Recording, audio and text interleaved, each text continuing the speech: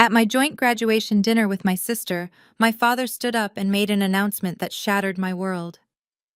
He handed my sister a check for $1.5 million to fund her vanity project while looking me dead in the eye and coldly stating, "Go earn your own." But 2 years later, at the reading of my grandfather's will after he passed away, a lawyer handed me a sealed envelope. When I opened it, I broke down in tears, and my father started screaming like a madman. "My name is Cassidy, and I am 26 years old. I work in supply chain data analytics, and I am someone who finally learned how to fight back against a family that never wanted me to succeed." Before I continue this story, let me know where you are watching from in the comments below.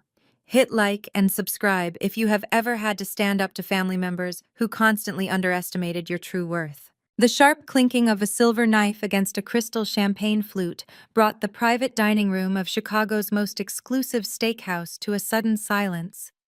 The scent of roasted garlic and expensive wine hung heavy in the warm air. My father Richard stood at the head of the long mahogany table, beaming with the kind of pride he reserved for exactly one person in the world. He reached into the inner pocket of his tailored suit and pulled out a crisp piece of paper, waving it like a trophy. To Brianna, the absolute pride and joy of the family, he announced, his voice booming over the soft jazz playing in the background. "This check for $1.5 million is the seed money for your new organic cosmetics brand. Your mother and I believe in your vision, and we know you are going to absolutely dominate the beauty industry." The room erupted in applause. My mother Patricia wiped a theatrical tear from her eye. My sister Brianna, who was 28 and had already failed at 3 different business ventures, shrieked with delight and threw her arms around our father. She was wearing a designer dress that cost more than my rent, while I sat at the far edge of the table in a discount gray suit I had bought off the rack. I had just received my master's degree in data analytics that very morning, a milestone no one at this table had even bothered to mention. I took a deep breath, smoothing my hands over my sensible slacks. I reached into my battered leather tote bag and pulled out a sleek, professionally bound folder. This was my moment. I slid the business plan across the polished wood table toward my father. It was a comprehensive proposal for a B2B healthcare logistics software, a SaaS platform I had been coding and testing late at night for 2 long years. It was designed to streamline hospital supply chains, reducing medical waste, and saving facilities millions of dollars annually. "Dad." I started, trying to keep my voice steady over the remaining applause. "Since we are discussing investments, I would like to formally pitch my software platform. I already have 3 mid-sized clinics ready to beta test. I am only asking for a $50,000 seed loan to cover server costs and legal fees. I can offer you a 15% equity stake and a guaranteed repayment plan within 24 months. Richard stopped smiling. He looked at the folder as if it were a dead insect on his dinner plate. Without even opening the cover, he raised his hand and forcefully swatted the folder off the table. The heavy binder hit the floor with a loud smack, scattering my carefully printed financial projections across the expensive Persian rug. "Do you think I have time to throw money out the window for your little computer games?" Richard sneered, his voice dripping with absolute disgust. "Do not think just because your sister got funded that you can ride her coattails. You have zero business sense. Go earn your own. I do not fund pipe dreams." Before I could even process the humiliation burning my cheeks, my brother-in-law Jamal let out a loud, mocking laugh. Jamal was a 32-year-old African-American man who called himself an investment advisor, though his only real talent was leeching off my father's shipping company. He leaned back in his chair, adjusting his brand-new Rolex, a luxurious gift from my sister. "Come on, Cassidy, you need to live in the real world," Jamal said, shaking his head. "You are just the backup kid. You have been wearing Brianna's hand-me-down since you were 10. Do not try to wear her CEO title now. Besides, you know damn well Mom and Dad had to drain your college savings account just to pay off Brianna's credit card debt a few years ago. You could not even stop that from happening. You really think you can run a complicated tech company?" My mother, Patricia, immediately jumped to their defense. "Cassidy, stop embarrassing this family right now," she hissed, her face tight with sheer annoyance. "You are acting exactly like you did in high school, always demanding attention the second it is Brianna's time to shine. You are ruining a perfectly wonderful evening with your deeply selfish behavior. Pick up your garbage from the floor, go find the valet and pay for everyone's parking. Make yourself useful for once in your life." I slowly sank to my knees on the floor of the private dining room, my throat tight with unshed tears as I gathered my scattered papers. The sounds of my family clinking their expensive glasses and laughing above me felt like physical blows. Then a pair of highly polished Oxfords stepped quietly into my line of sight. My 82-year-old grandfather Theodore, a notoriously private real estate tycoon who rarely spoke at these family gatherings, bent down slightly. Without a single word, he slipped a heavy, cold piece of plastic into the pocket of my blazer. He straightened up and walked out of the room. When I reached into my pocket, I pulled out an unmarked black card. There was no bank logo on the front, only a phone number and a single word written on the back in silver ink. Checkmate. I stared at the silver ink gleaming under the harsh chandelier light. Checkmate. Before I could process it, I heard the sharp click of my mother's heels. She snatched the valet ticket from the table and shoved it against my chest. "Go get the cars, Sydney. Camille and Jameson have an early flight tomorrow and your father wants to toast them." Without a word, I turned and walked out of the restaurant. The Chicago night air hit me like a sheet of ice. The valet was busy fetching a pristine white Porsche, so I stood waiting for my battered sedan. Well, if it isn't the next Steve Jobs. I turned to see my brother-in-law Jameson strutting toward me. He wore a tailored velvet blazer and jingled the keys to his leased Mercedes G-Wagon. He possessed the unearned confidence of someone who had never actually built a single thing from scratch. He stopped a few feet away, flashing a blindingly white smile. "You really embarrassed yourself in there, Sydney. You lack the synergy to scale a product like that. You are a numbers girl. Stick to your spreadsheets and let the real visionaries handle enterprise building." I stared at him. His entire portfolio consisted of failing crypto tokens and his father-in-law's bank account. "I am not looking for your feedback, Jameson," I said, my voice deadpan. "My software works. I just needed initial capital to scale server capacity." "Capital requires trust, Sydney." Jameson stepped closer. "Nobody in that room trusts you with a dime. Look at Camille. She came to me with her wellness brand idea, and I knew exactly how to position it.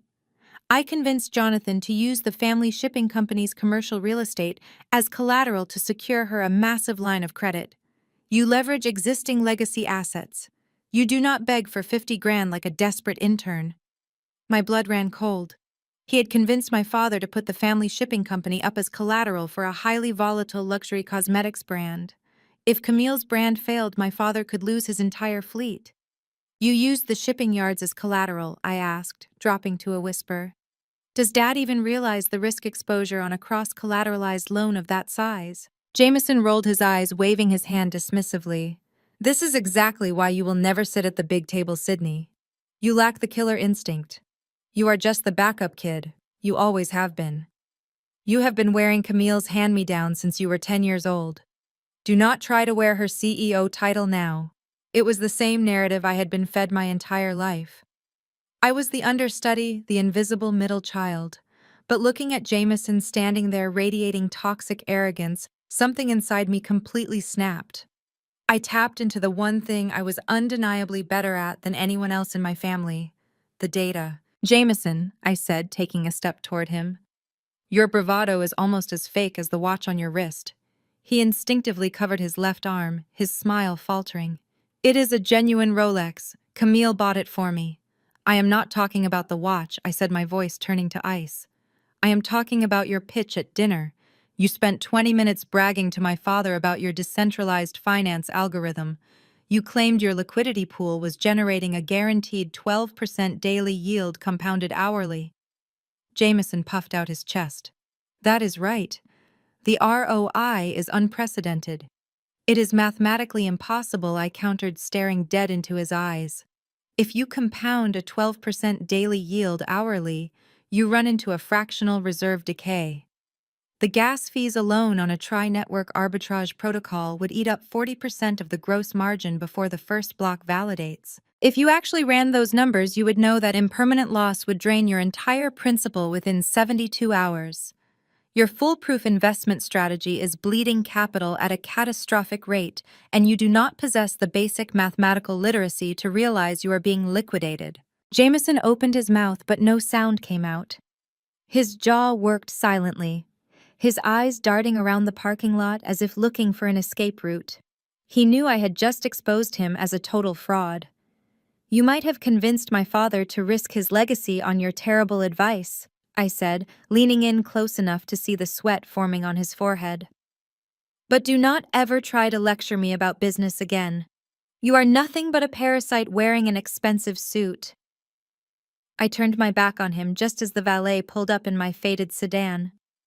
I got into the driver's seat, slamming the door shut. Through the rearview mirror, I watched Jameson visibly shaking with rage as he kicked the concrete pillar. I pulled out onto this busy Chicago street, the neon lights reflecting off my windshield. My heart was pounding wildly in my chest. I had never spoken to anyone in my family like that before. I had always swallowed the insults, always accepted my place at the bottom of the hierarchy. But tonight the illusion of their superiority had shattered. When I reached a red light, I put the car in park and reached into my pocket. I pulled out the black card my grandfather had given me. Checkmate. My grandfather was a ruthless man who despised incompetence above all else. He had watched Jameson spout fraudulent financial advice, and he had watched me get trampled for presenting the only mathematically sound business plan in the room. He did not give me this card as a consolation prize. He gave it to me as a weapon. I pulled out my phone and dialed the number on the back. It was time to start playing the game on my own terms. My name is Sydney, and 2 years have passed in a blur of relentless work and absolute silence from my family. I was 28 now, and standing in the cavernous foyer of my grandfather Edward's sprawling estate.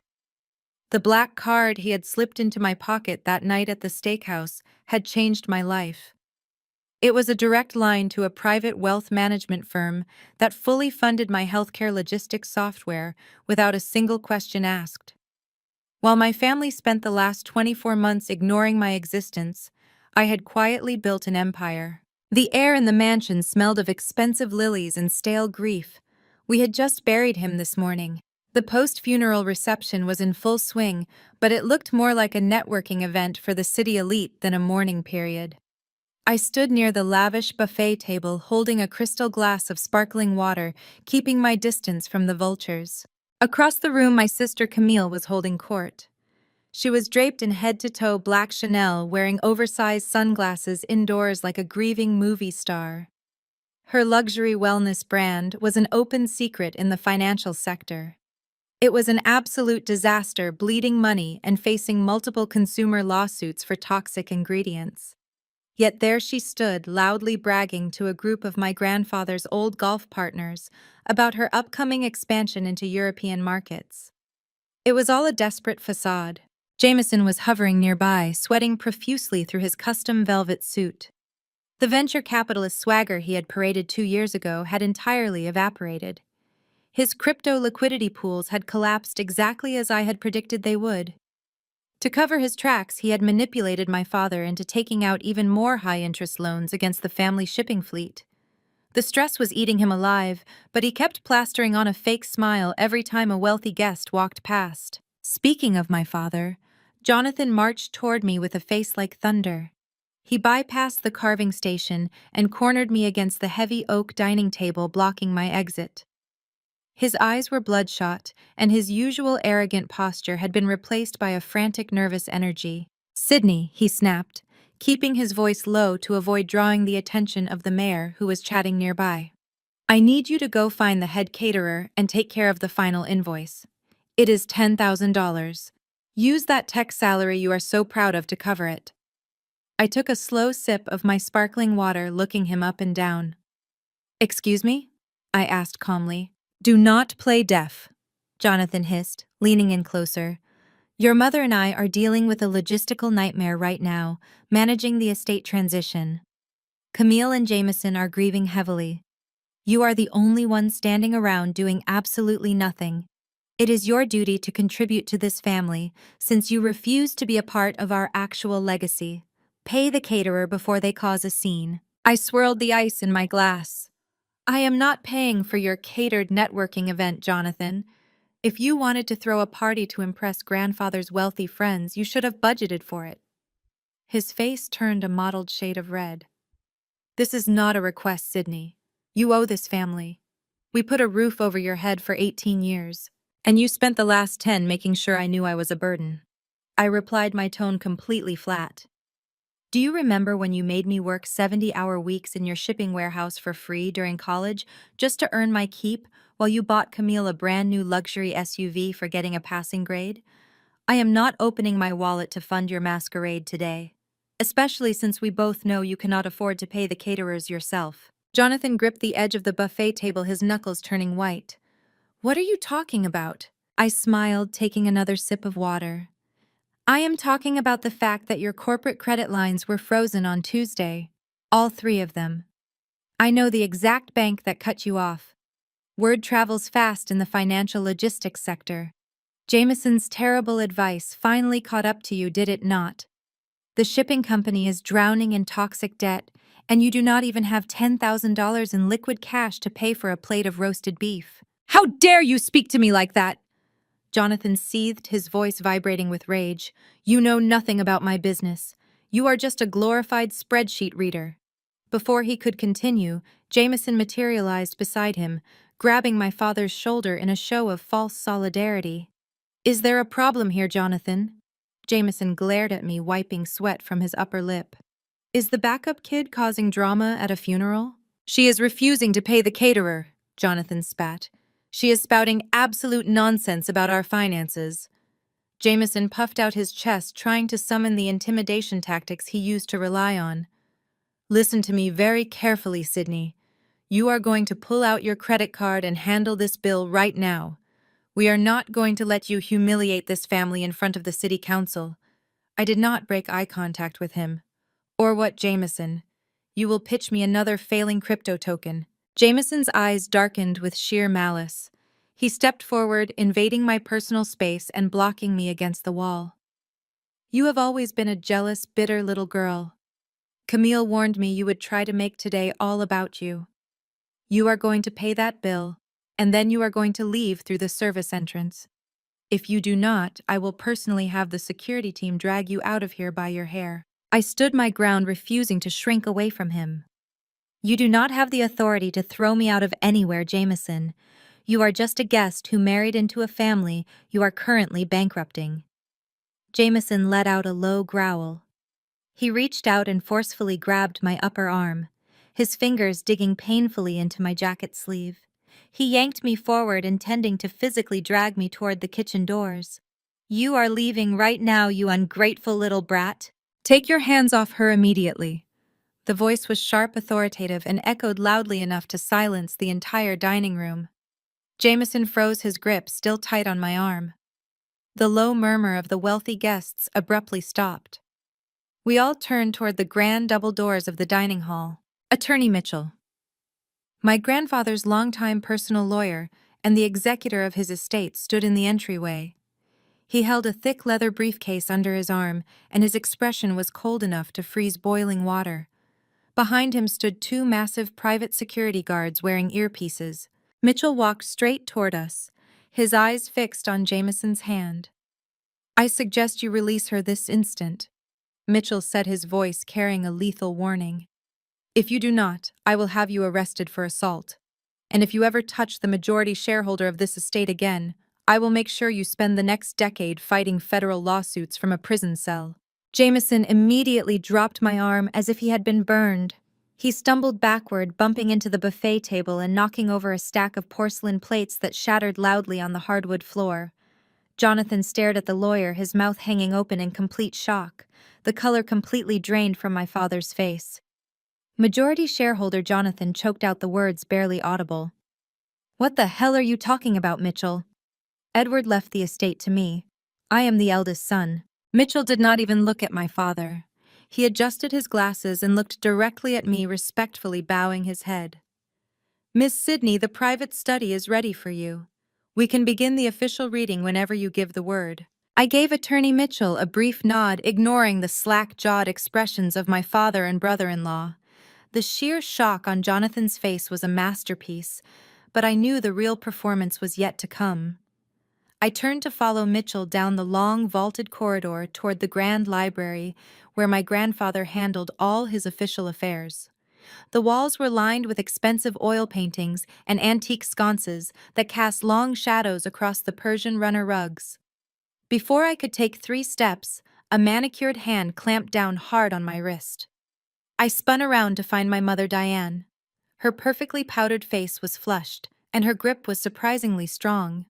Her long acrylic nails dug into my skin with painful desperation. "Sydney, we need a moment," she insisted, pulling me toward the adjacent sitting room. "Just us girls before all this legal nonsense begins." I tried to pull my arm away, but she had already shoved the heavy mahogany door open and pulled me inside.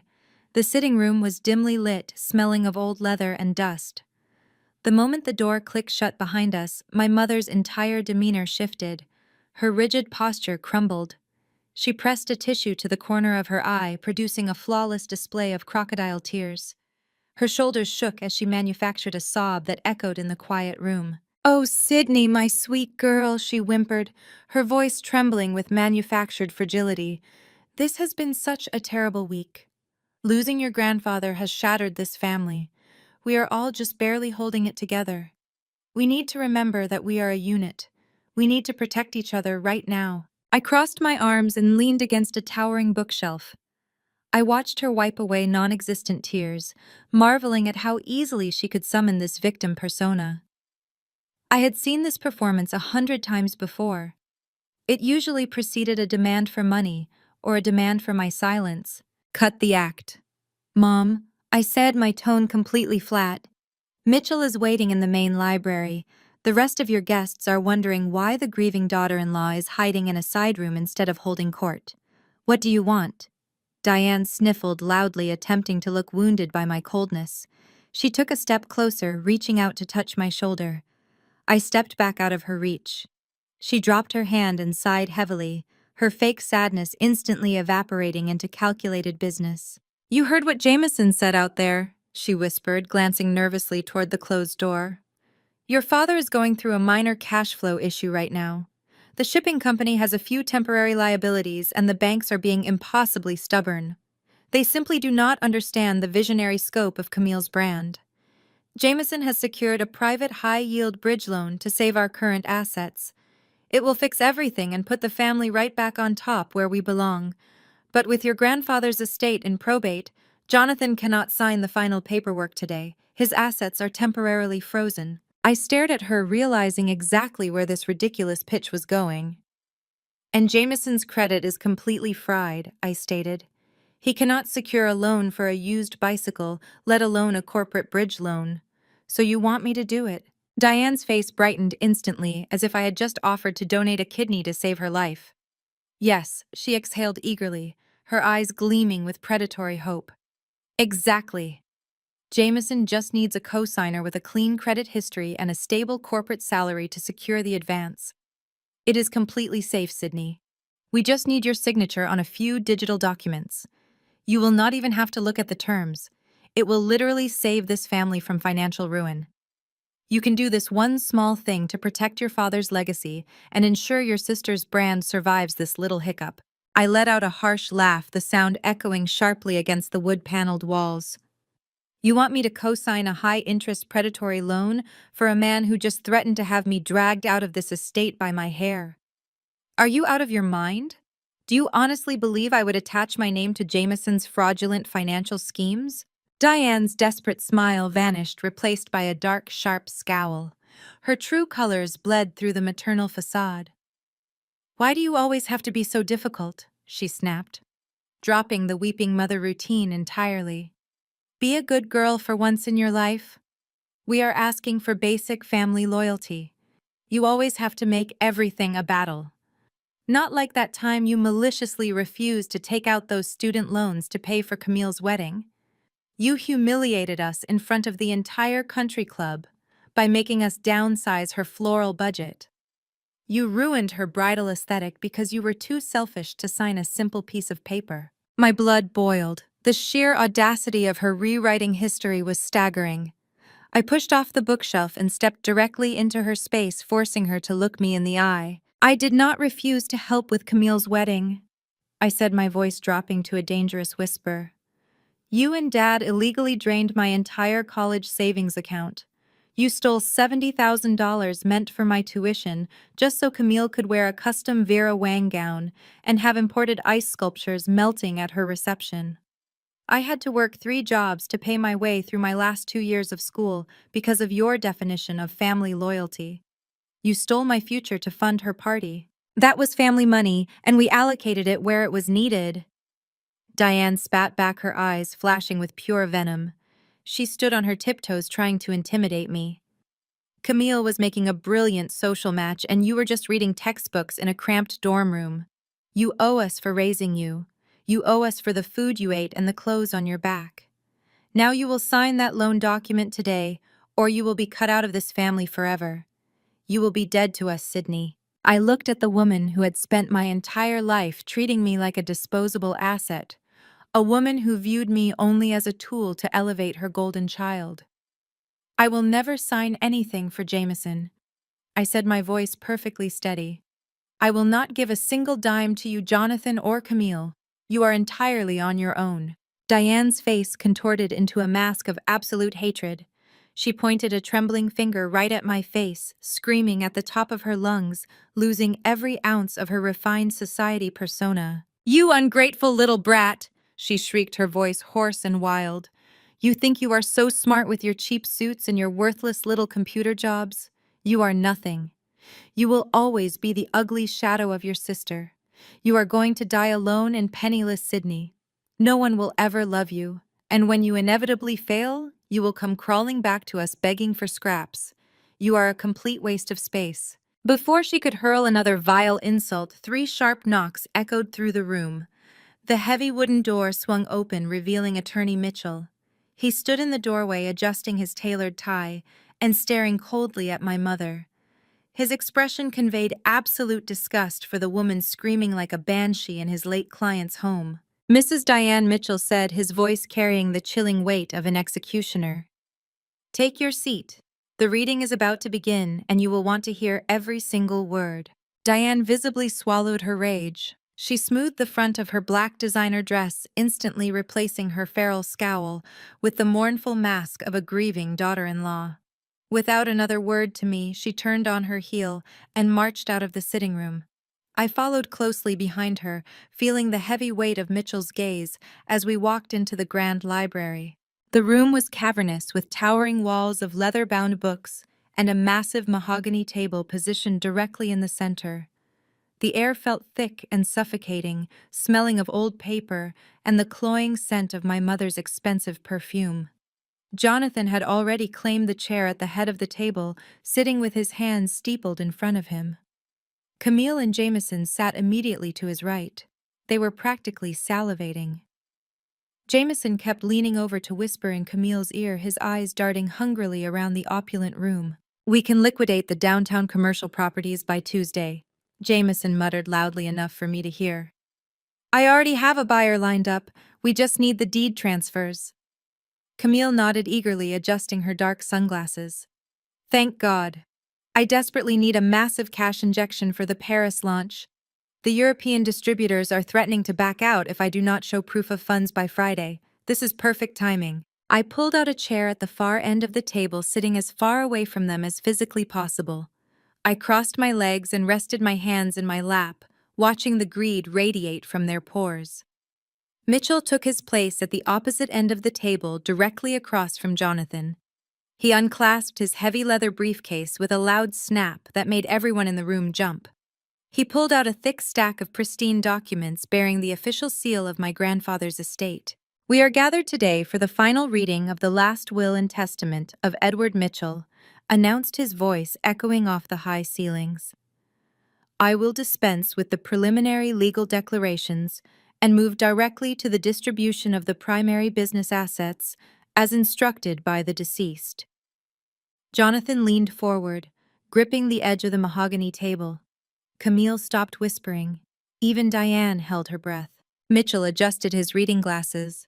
To my eldest son Jonathan, I bequeath 100% ownership and all associated voting rights of the primary family holding company, encompassing the shipping fleet and all terrestrial real estate assets. The room erupted. Camille let out a deafening shriek of pure joy, throwing her arms around Jameson. Jameson pumped his fist in the air, letting out a loud, triumphant laugh. Diane buried her face in her hands, sobbing genuine tears of relief. Jonathan simply closed his eyes and let out a long, deep breath. The tension completely drained from his shoulders. He opened his eyes and looked directly down the length of the table at me. His expression was a portrait of pure, smug arrogance. "You see that Sidney," Jonathan said, his voice dripping with condescension. "Your grandfather was a ruthless man, but he was not a fool. He always knew who the real businessmen were in this family. He knew who actually built this legacy and who deserved to control it. You thought you were so clever with your little tech salary. You thought you could walk around this estate disrespecting your mother and refusing to contribute.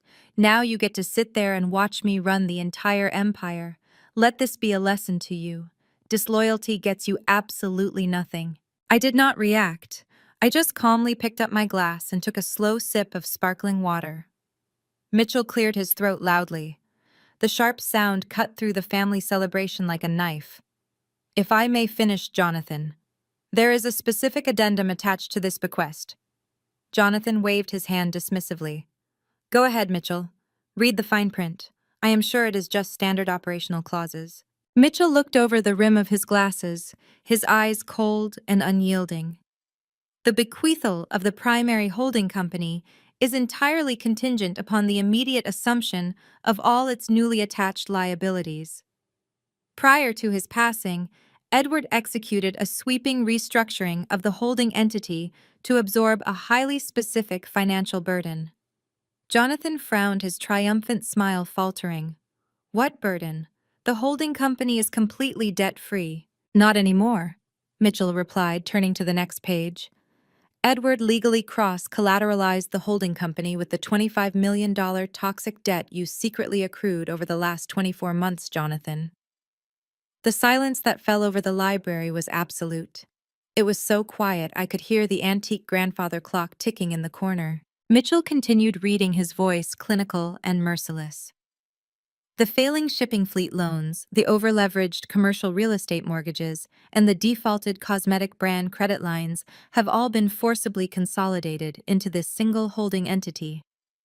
Edward tracked every single disastrous financial move you made under Jameson's advisement. By legally accepting this inheritance, Jonathan, you assume full immediate personal liability for the entire $25 million deficit." Jonathan's face drained of all color, turning an ashen, sickly gray. He gripped his chest, his breathing turning shallow and erratic. "He cannot do that. That debt was supposed to be hidden in shadow shell corporations. Jameson swore the banks would let us silently restructure it." "Edward found out," Mitchell stated flatly. "He always found out." "You have a choice, Jonathan. You can decline the inheritance entirely, in which case the holding company, its debt, and all its remaining assets automatically fall to the estate's designated majority shareholder." Jameson shot out of his chair, his face slick with panic. "Do not decline it, Jonathan. Accept the inheritance. The physical assets in the holding company still slightly outweigh the total debt. We will just slowly sell off the real estate subsidiaries over the next 5 years and pay the loans down. We can still beat this." Mitchell closed the thick leather folder with a sharp, definitive thud. "That brings me to the final clause of the addendum. You do not have 5 years to liquidate. The consolidated debt is no longer held by the original banks.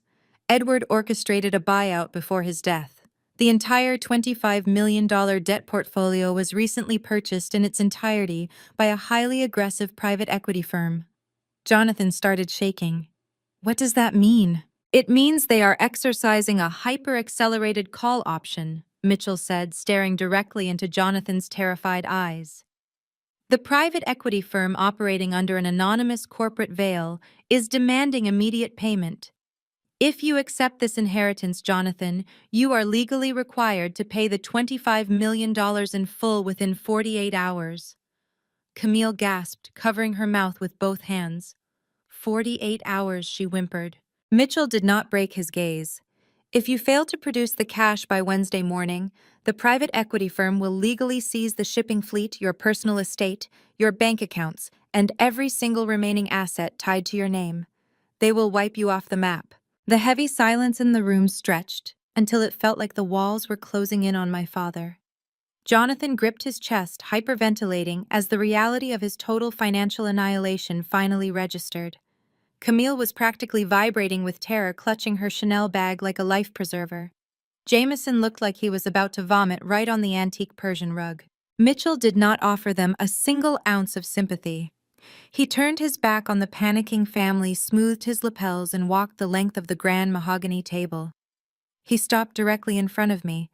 The cold, clinical demeanor he had worn to address my father completely melted away. His eyes softened with a deep, unexpected warmth. He reached inside his leather briefcase and pulled out a thick envelope sealed with heavy red wax. It bore my grandfather's personal crest. "From Edward Mitchell," said softly, placing the heavy envelope directly into my hands. "He said you would know exactly what to do with it." My fingers trembled as I traced the embossed crest. The room around me faded into white noise. The panicked gasps and frantic whispers of my family dissolved into the background. I broke the wax seal and pulled out the contents. The first document was a heavily redacted financial ledger, but attached to it was a familiar contract. I recognized the formatting immediately. It was the exact pitch deck and seed funding proposal I had slid across the table at the steakhouse 2 years ago. The one my father had slapped onto the floor like a piece of garbage. But this copy was not stained with spilled wine or footprints. It was pristine, and at the bottom of the $50,000 seed funding agreement was a signature I knew by heart. Edward. He had signed it under the name of a shell corporation. My breath caught in my throat. The private wealth management firm that had contacted me the very next morning. The faceless investors who had poured money into my healthcare logistics software and trusted my vision unconditionally. It had been my grandfather all along. He had watched my family humiliate me. He had watched Jonathan swat away my dreams, and he had quietly picked them up. He had funded my entire operation. Because of his silent backing, my software platform had revolutionized hospital supply chains globally. We had scaled aggressively, and the company was now valued at over $200 million. Tears spilled over my eyelashes, and hot drops of pure, overwhelming gratitude splashed onto the heavy parchment. He had never stopped believing in me. Even when the rest of them treated me like I was invisible, Edward had seen my true worth. He had given me the resources to build an empire, and he had done it without ever demanding the credit. But there was a second document inside the envelope, a legal deed of transfer. I scanned the dense legal jargon, my heart hammering against my ribs like a trapped bird as I processed what I was holding. Edward had used the explosive profits from my software company to establish a private equity firm. He had tracked every single one of Jonathan's failing credit lines and Jameson's fraudulent crypto disasters. He knew the shipping company was bleeding out, so he used my company's capital to buy up every single cent of their cross-collateralized toxic debt. The exact same aggressive anonymous firm that had just cornered my father was actually mine, and the deed transferred full unmitigated ownership of that private equity firm directly to me. My grandfather had not just given me capital, he had handed me the executioner's axe. He had quietly bought up Jonathan's entire financial life just to hand me the ultimate weapon. I wiped the tears from my cheeks, standing up from my chair at the far end of the table. The grief that had been suffocating me all morning was suddenly replaced by a blazing, untouchable clarity. I was no longer the backup kid. I was no longer the punching bag. I was the architect of my own destiny. I looked down the length of the table at the people who had spent my entire life trying to break my spirit. Jonathan was staring at me, his eyes wide and frantic, desperate for an ally. Diane looked like a cornered animal, her previous viciousness replaced by stark, paralyzing fear. I placed the deed flat on the polished mahogany wood and slid it firmly down the center of the table. It glided over the smooth surface and came to a stop directly in front of my father's trembling hands. "I am the private equity firm, Dad. I said, my voice ringing out with absolute authority. You owe me $25 million by Friday. Jonathan stared at the signature on the deed, his brain struggling to compute the catastrophic shift in the power dynamic. The realization hit him like a freight train. The daughter he had mocked, the daughter he had told to go earn her own, now held the deed to his entire existence. He had spent his life building a legacy only to unknowingly hand the detonator straight to the child he despised. Jonathan let out a visceral, madman scream. It was a guttural, horrifying sound of sheer terror and untethered rage. He vaulted up from his seat, kicking his heavy antique chair backward so violently that it smashed into the wall and splintered. He tore at his collar, his face turning a dangerous shade of purple, hyperventilating as he realized he was completely trapped. His legacy, his wealth, his beloved shipping fleet, all of it belonged to the child he had treated like a peasant. Camille began sobbing hysterically, burying her face in her arms as her luxurious house of cards evaporated into dust.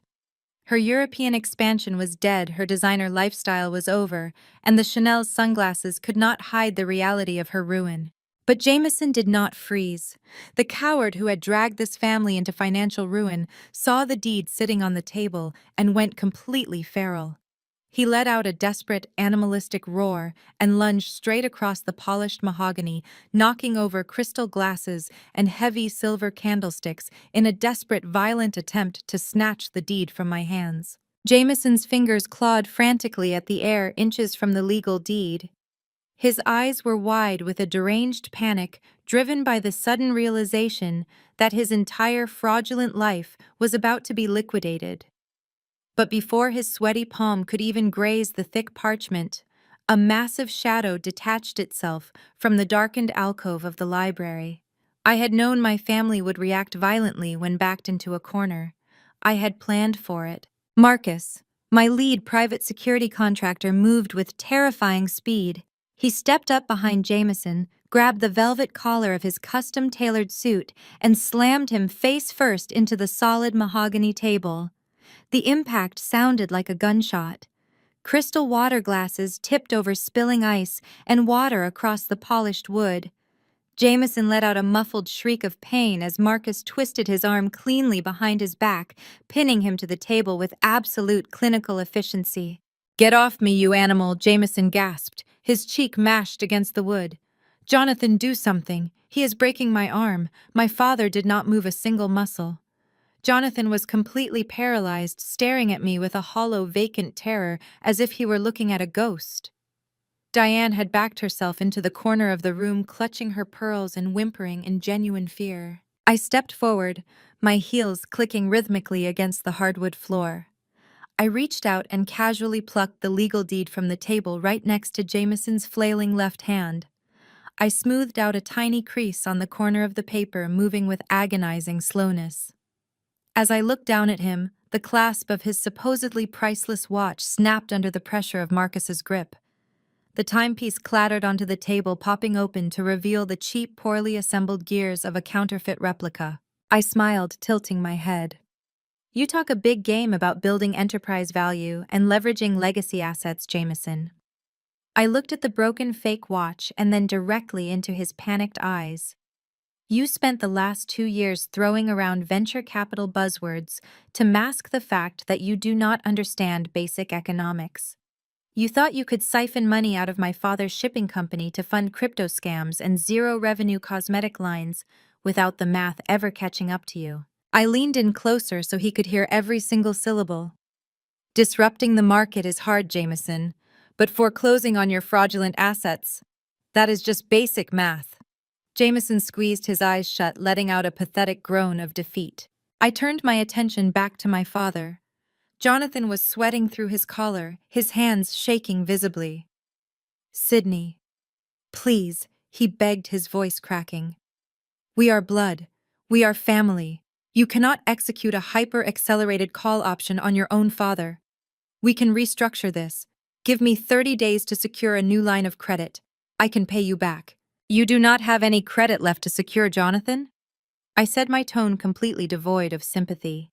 "You let this con artist use the shipping fleet as collateral." But that was not enough for him, was it? When his liquidity pools crashed 6 months ago, he needed more capital to cover his margin calls. So you let him leverage the residential assets. Diane gasped, clutching her chest. Jonathan, what is she talking about?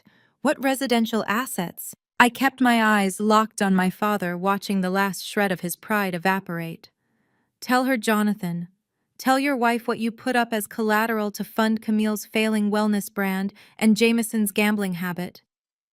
Jonathan stared at the floor, unable to meet his wife's eyes. I had to, he mumbled weakly. It was just a bridge loan. It was supposed to be temporary. You mortgaged this estate, I said, my voice ringing through the library. You cross-collateralized Grandfather Edward's home behind his back to secure an extra $10 million. You bet the family home on a toxic asset, and you lost. Diane let out a piercing wail, sinking to her knees on the Persian rug. We are going to be homeless, she sobbed, rocking back and forth. You ruined us, Jonathan. I tapped the deed against the palm of my hand. Since the primary holding company is currently in default and I own the entirety of the debt portfolio, the collateral reverts directly to me. That includes the shipping yards, the overseas warehouses, and the ground you are currently standing on. I own this estate. I am the sole proprietor. I turned to Attorney Mitchell, who had been watching the entire exchange with grim satisfaction. Mitchell. I believe my father and his guests have overstayed their welcome. Please initiate the formal eviction protocols. Mitchell gave a sharp nod. He raised his hand, signaling the two heavily armed estate security guards waiting in the corridor. The guards marched into the library, taking positions on either side of my father and mother. Marcus yanked Jameson up from the table by his collar, pushing him roughly toward the exit. You have exactly 30 minutes to clear out your personal belongings, Mitchell announced, his voice echoing with absolute legal authority. You may take whatever fits in the trunk of your vehicles. Every piece of art, every piece of furniture, and every financial document remains here. If you attempt to remove anything else, you will be charged with grand larceny. The guards began corralling them toward the heavy double doors. Jonathan walked like a condemned man, his shoulders slumped, his entire life's work erased in 10 minutes. Diane followed him, weeping hysterically and hurling insults at his back, but Camille refused to go quietly. The realization that she was no longer a wealthy heiress, that her limitless credit cards were frozen, and her designer lifestyle was permanently extinguished, finally registered in her brain. She snapped. She dug her stiletto heels into the hardwood floor, resisting the security guard who was gently but firmly guiding her toward the hallway. Her perfectly manicured face twisted into a mask of pure, unadulterated fury. She ripped off her oversized Chanel sunglasses and hurled them at my feet. You think you have won, you psychotic little nobody? Camille screamed, her voice echoing shrilly through the mansion. You think you can just steal my life and get away with it? I have 3 million followers. I have an entire network of influencers and media contacts. I will go live right now and expose you for the monster you are. I will tell the entire world how you manipulated a dying old man to steal your own family's wealth. She thrashed against the guard's grip, spitting venom as they dragged her into the foyer. I will destroy you, Sydney. I will launch a smear campaign so massive it will completely ruin your software company's reputation. I will make sure you lose everything. The heavy oak doors slammed shut behind her, the deadbolts engaging with a satisfying final click. I stood in the sudden silence of the grand library, breathing in the scent of aged paper and leather. My grandfather's empire was finally safe from their gross incompetence. But I knew my sister well enough to know that the war had only just shifted to a different battlefield. True to her unhinged promise, Camille did not waste a single second. At exactly 6 the next morning, my phone began to vibrate violently against my nightstand. I picked it up, squinting against the harsh screen light to find over 50 urgent notifications flooding my screen. I opened Instagram, and there was Camille's face filling the display. She was broadcasting live to her 2 million followers, and she had meticulously styled herself to look absolutely devastated. Her signature blowout was a messy knot, her makeup artfully smudged to simulate a long night of endless weeping. She sat on the floor of her walk-in closet to make herself appear small and vulnerable. I never thought I would have to make a video like this, she sobbed, her voice trembling with manufactured grief. But my family is being destroyed. My sister Sydney has done something unforgivable. She took a jagged theatrical breath, pressing a tissue to her cheek. She took advantage of my dying grandfather. She manipulated an elderly man in his final days, forged his legal documents, and stole the entire family estate. It is textbook elder abuse. She is kicking my grieving parents out onto the street today. She is a monster, and I am terrified of what she will do next. The comments section was a blur of angry text, a digital mob lighting their torches and demanding my immediate arrest. But Camille was only the first wave of the attack. By 7 in the morning, the real collateral damage began. My private phone line rang displaying the name of Marcus Vance, the lead investor and senior board member of my software company. Sydney, what the hell is happening? Marcus demanded, his voice thick with panic, not bothering with basic pleasantries. Our public relations team is drowning in angry emails, and retail investors are dumping shares in the pre-market. Your sister's video has 3 million views and climbing. The optics on this are a complete nightmare. And it gets worse. Turn on Channel 5 right now. I grabbed the remote and clicked on the television mounted in my home office. There was my father Jonathan standing outside the wrought iron gates of the estate I now owned. He was speaking into a cluster of local news microphones, wearing a rumpled, ill-fitting suit to perfectly play the part of the battered, exhausted patriarch. I spent my entire life building this family legacy, Jonathan told the reporters, his voice wavering with fake emotion. Now a greedy corporate raider daughter is dismantling it for spare parts. She orchestrated a hostile takeover against her own flesh and blood. She took advantage of a tragedy to line her own pockets. She has no heart. She has no soul. I just want my family's home back. We are taking a 10% hit before the opening bell even rings, Marcus shouted over the phone, pacing in his own office. You need to issue a statement denying the forgery and elder abuse right now. We need crisis management, Sydney. We need to draft a cease and desist immediately before they tank the entire platform's valuation. I watched my father wipe a non-existent tear from his eye on the broadcast. I did not feel panic. I did not feel the crushing anxiety they were hoping to induce. I felt a cold, calculated calm settle over my entire body. Cancel the crisis management team, Marcus, I said, my voice completely flat. I do not need a public relations firm to handle my sister. I just need 5 minutes.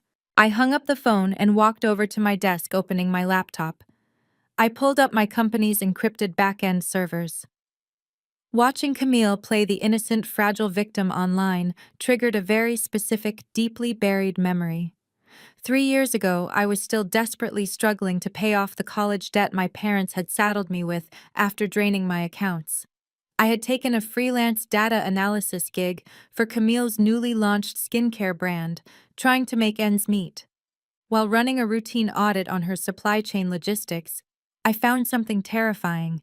Her cheap overseas manufacturers were substituting a key organic ingredient with a highly toxic industrial chemical compound to aggressively cut costs. I had marched into Camille's office, dropping the highlighted lab reports directly onto her glass desk. I begged her to halt production before someone's skin was permanently damaged. Instead of recalling the products, Camille had laughed in my face. She fired me on the spot, threatened to sue me for violating a non-disclosure agreement, and aggressively launched the toxic serum to millions of unsuspecting teenage girls. She had silenced me to protect her profit margins, assuming I would just fade away into the background like the good, obedient shadow she always thought I was. But I was no longer a desperate freelancer begging for a paycheck. I was the architect of the software platform that her entire e-commerce infrastructure currently relied upon to process transactions and track inventory. I bypassed her rudimentary security protocols with a few swift keystrokes, navigating through the hidden layers of her digital storefront. I accessed the hidden encrypted supplier manifestos. I downloaded the unredacted lab reports showing the toxic chemical spikes. Most importantly, I pulled the internal emails where Camille explicitly ordered her manufacturing team to ignore the safety warnings, bury the evidence, and ship the toxic product anyway. I pulled every single damning document into a massive, undeniable data packet. I stared at the glowing screen, listening to the muffled sound of my father still playing the victim on the television behind me. They honestly thought they could win a public relations war against a woman who built the digital infrastructure they lived their lives on. I compiled the files and attached them to an automated press release.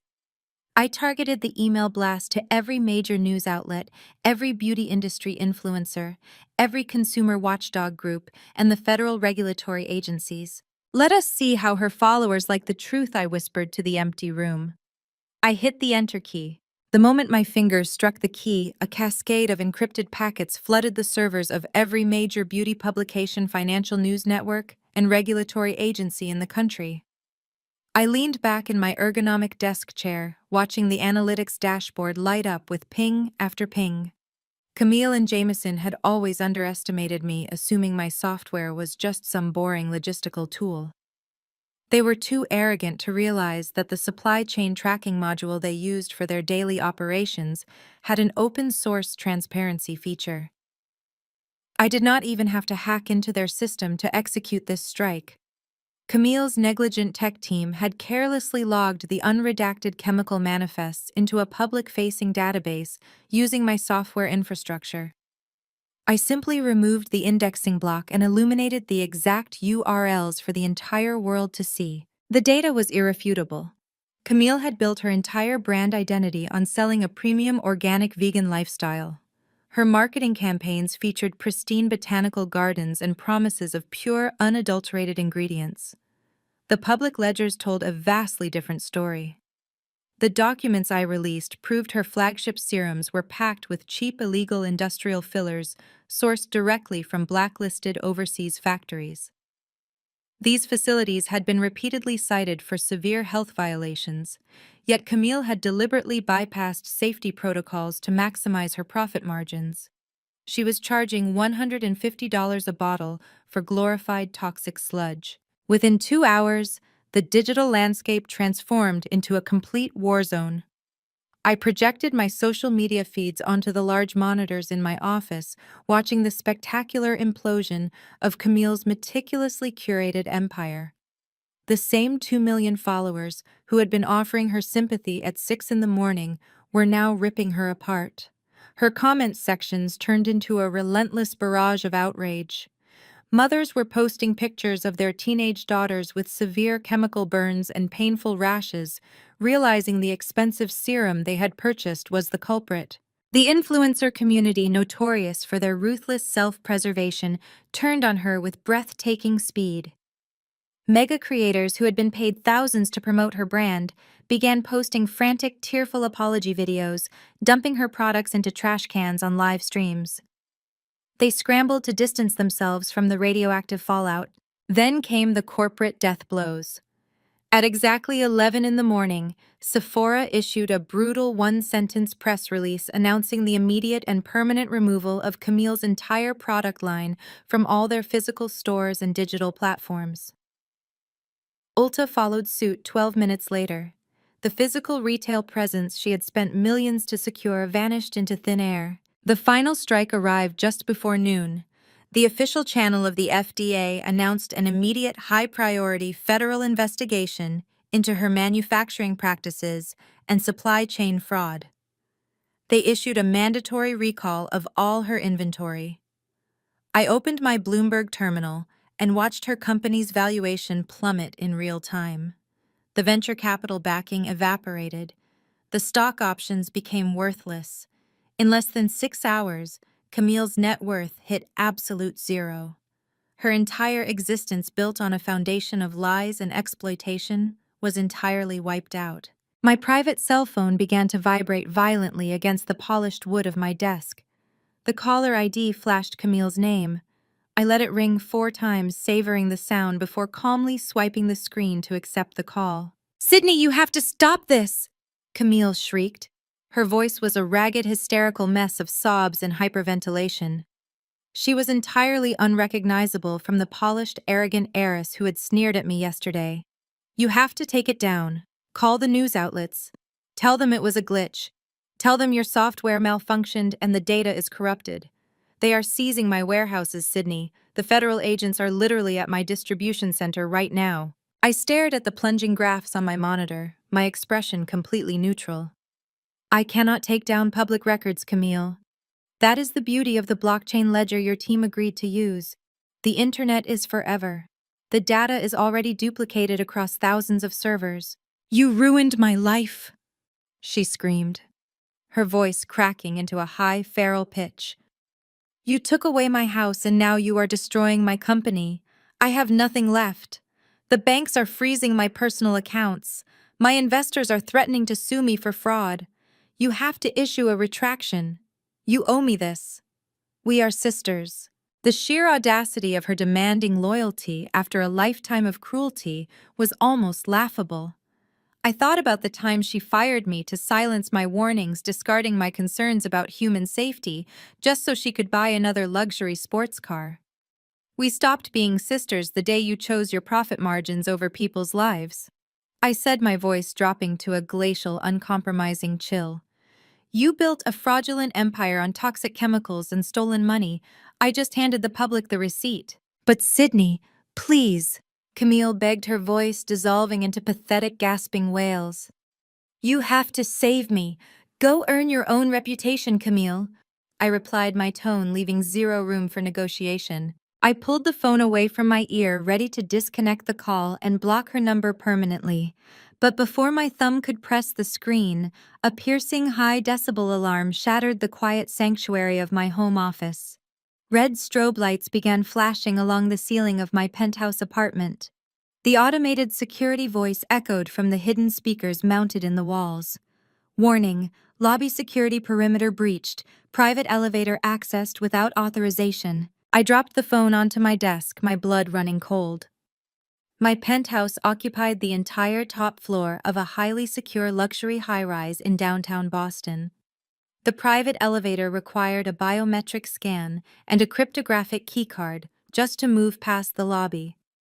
No one could simply bypass the security desk without specialized equipment or violent force. The digital display on my wall shifted from the stock market crash to the live feed of the elevator security camera. The heavy steel doors of the private elevator were moving, ascending rapidly toward my floor. Someone was coming up. I stood frozen in the center of my home office, my eyes locked on the security monitor.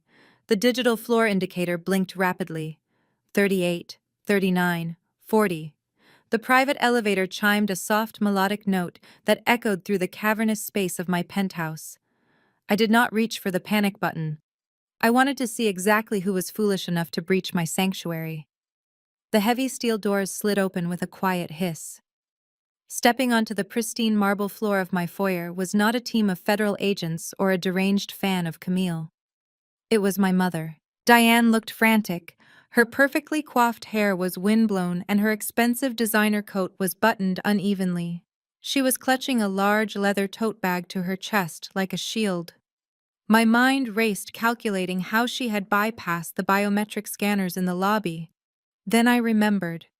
3 years ago, before the deep freeze in our relationship, I had given her a physical emergency override keycard. I had completely forgotten to revoke its access. She had kept it all this time, waiting for a moment of absolute desperation. I walked out of the office and into the expansive living room, folding my arms across my chest. What are you doing here, Diane? I demanded, my voice echoing off the floor-to-ceiling windows. You are trespassing. Before I could even reach for my phone to call building security, Diane let out a sharp, ragged gasp. Her hand flew to her chest, her fingers gripping the fabric of her silk blouse. She stumbled forward, her designer heels twisting on the marble, and collapsed heavily onto the Persian rug.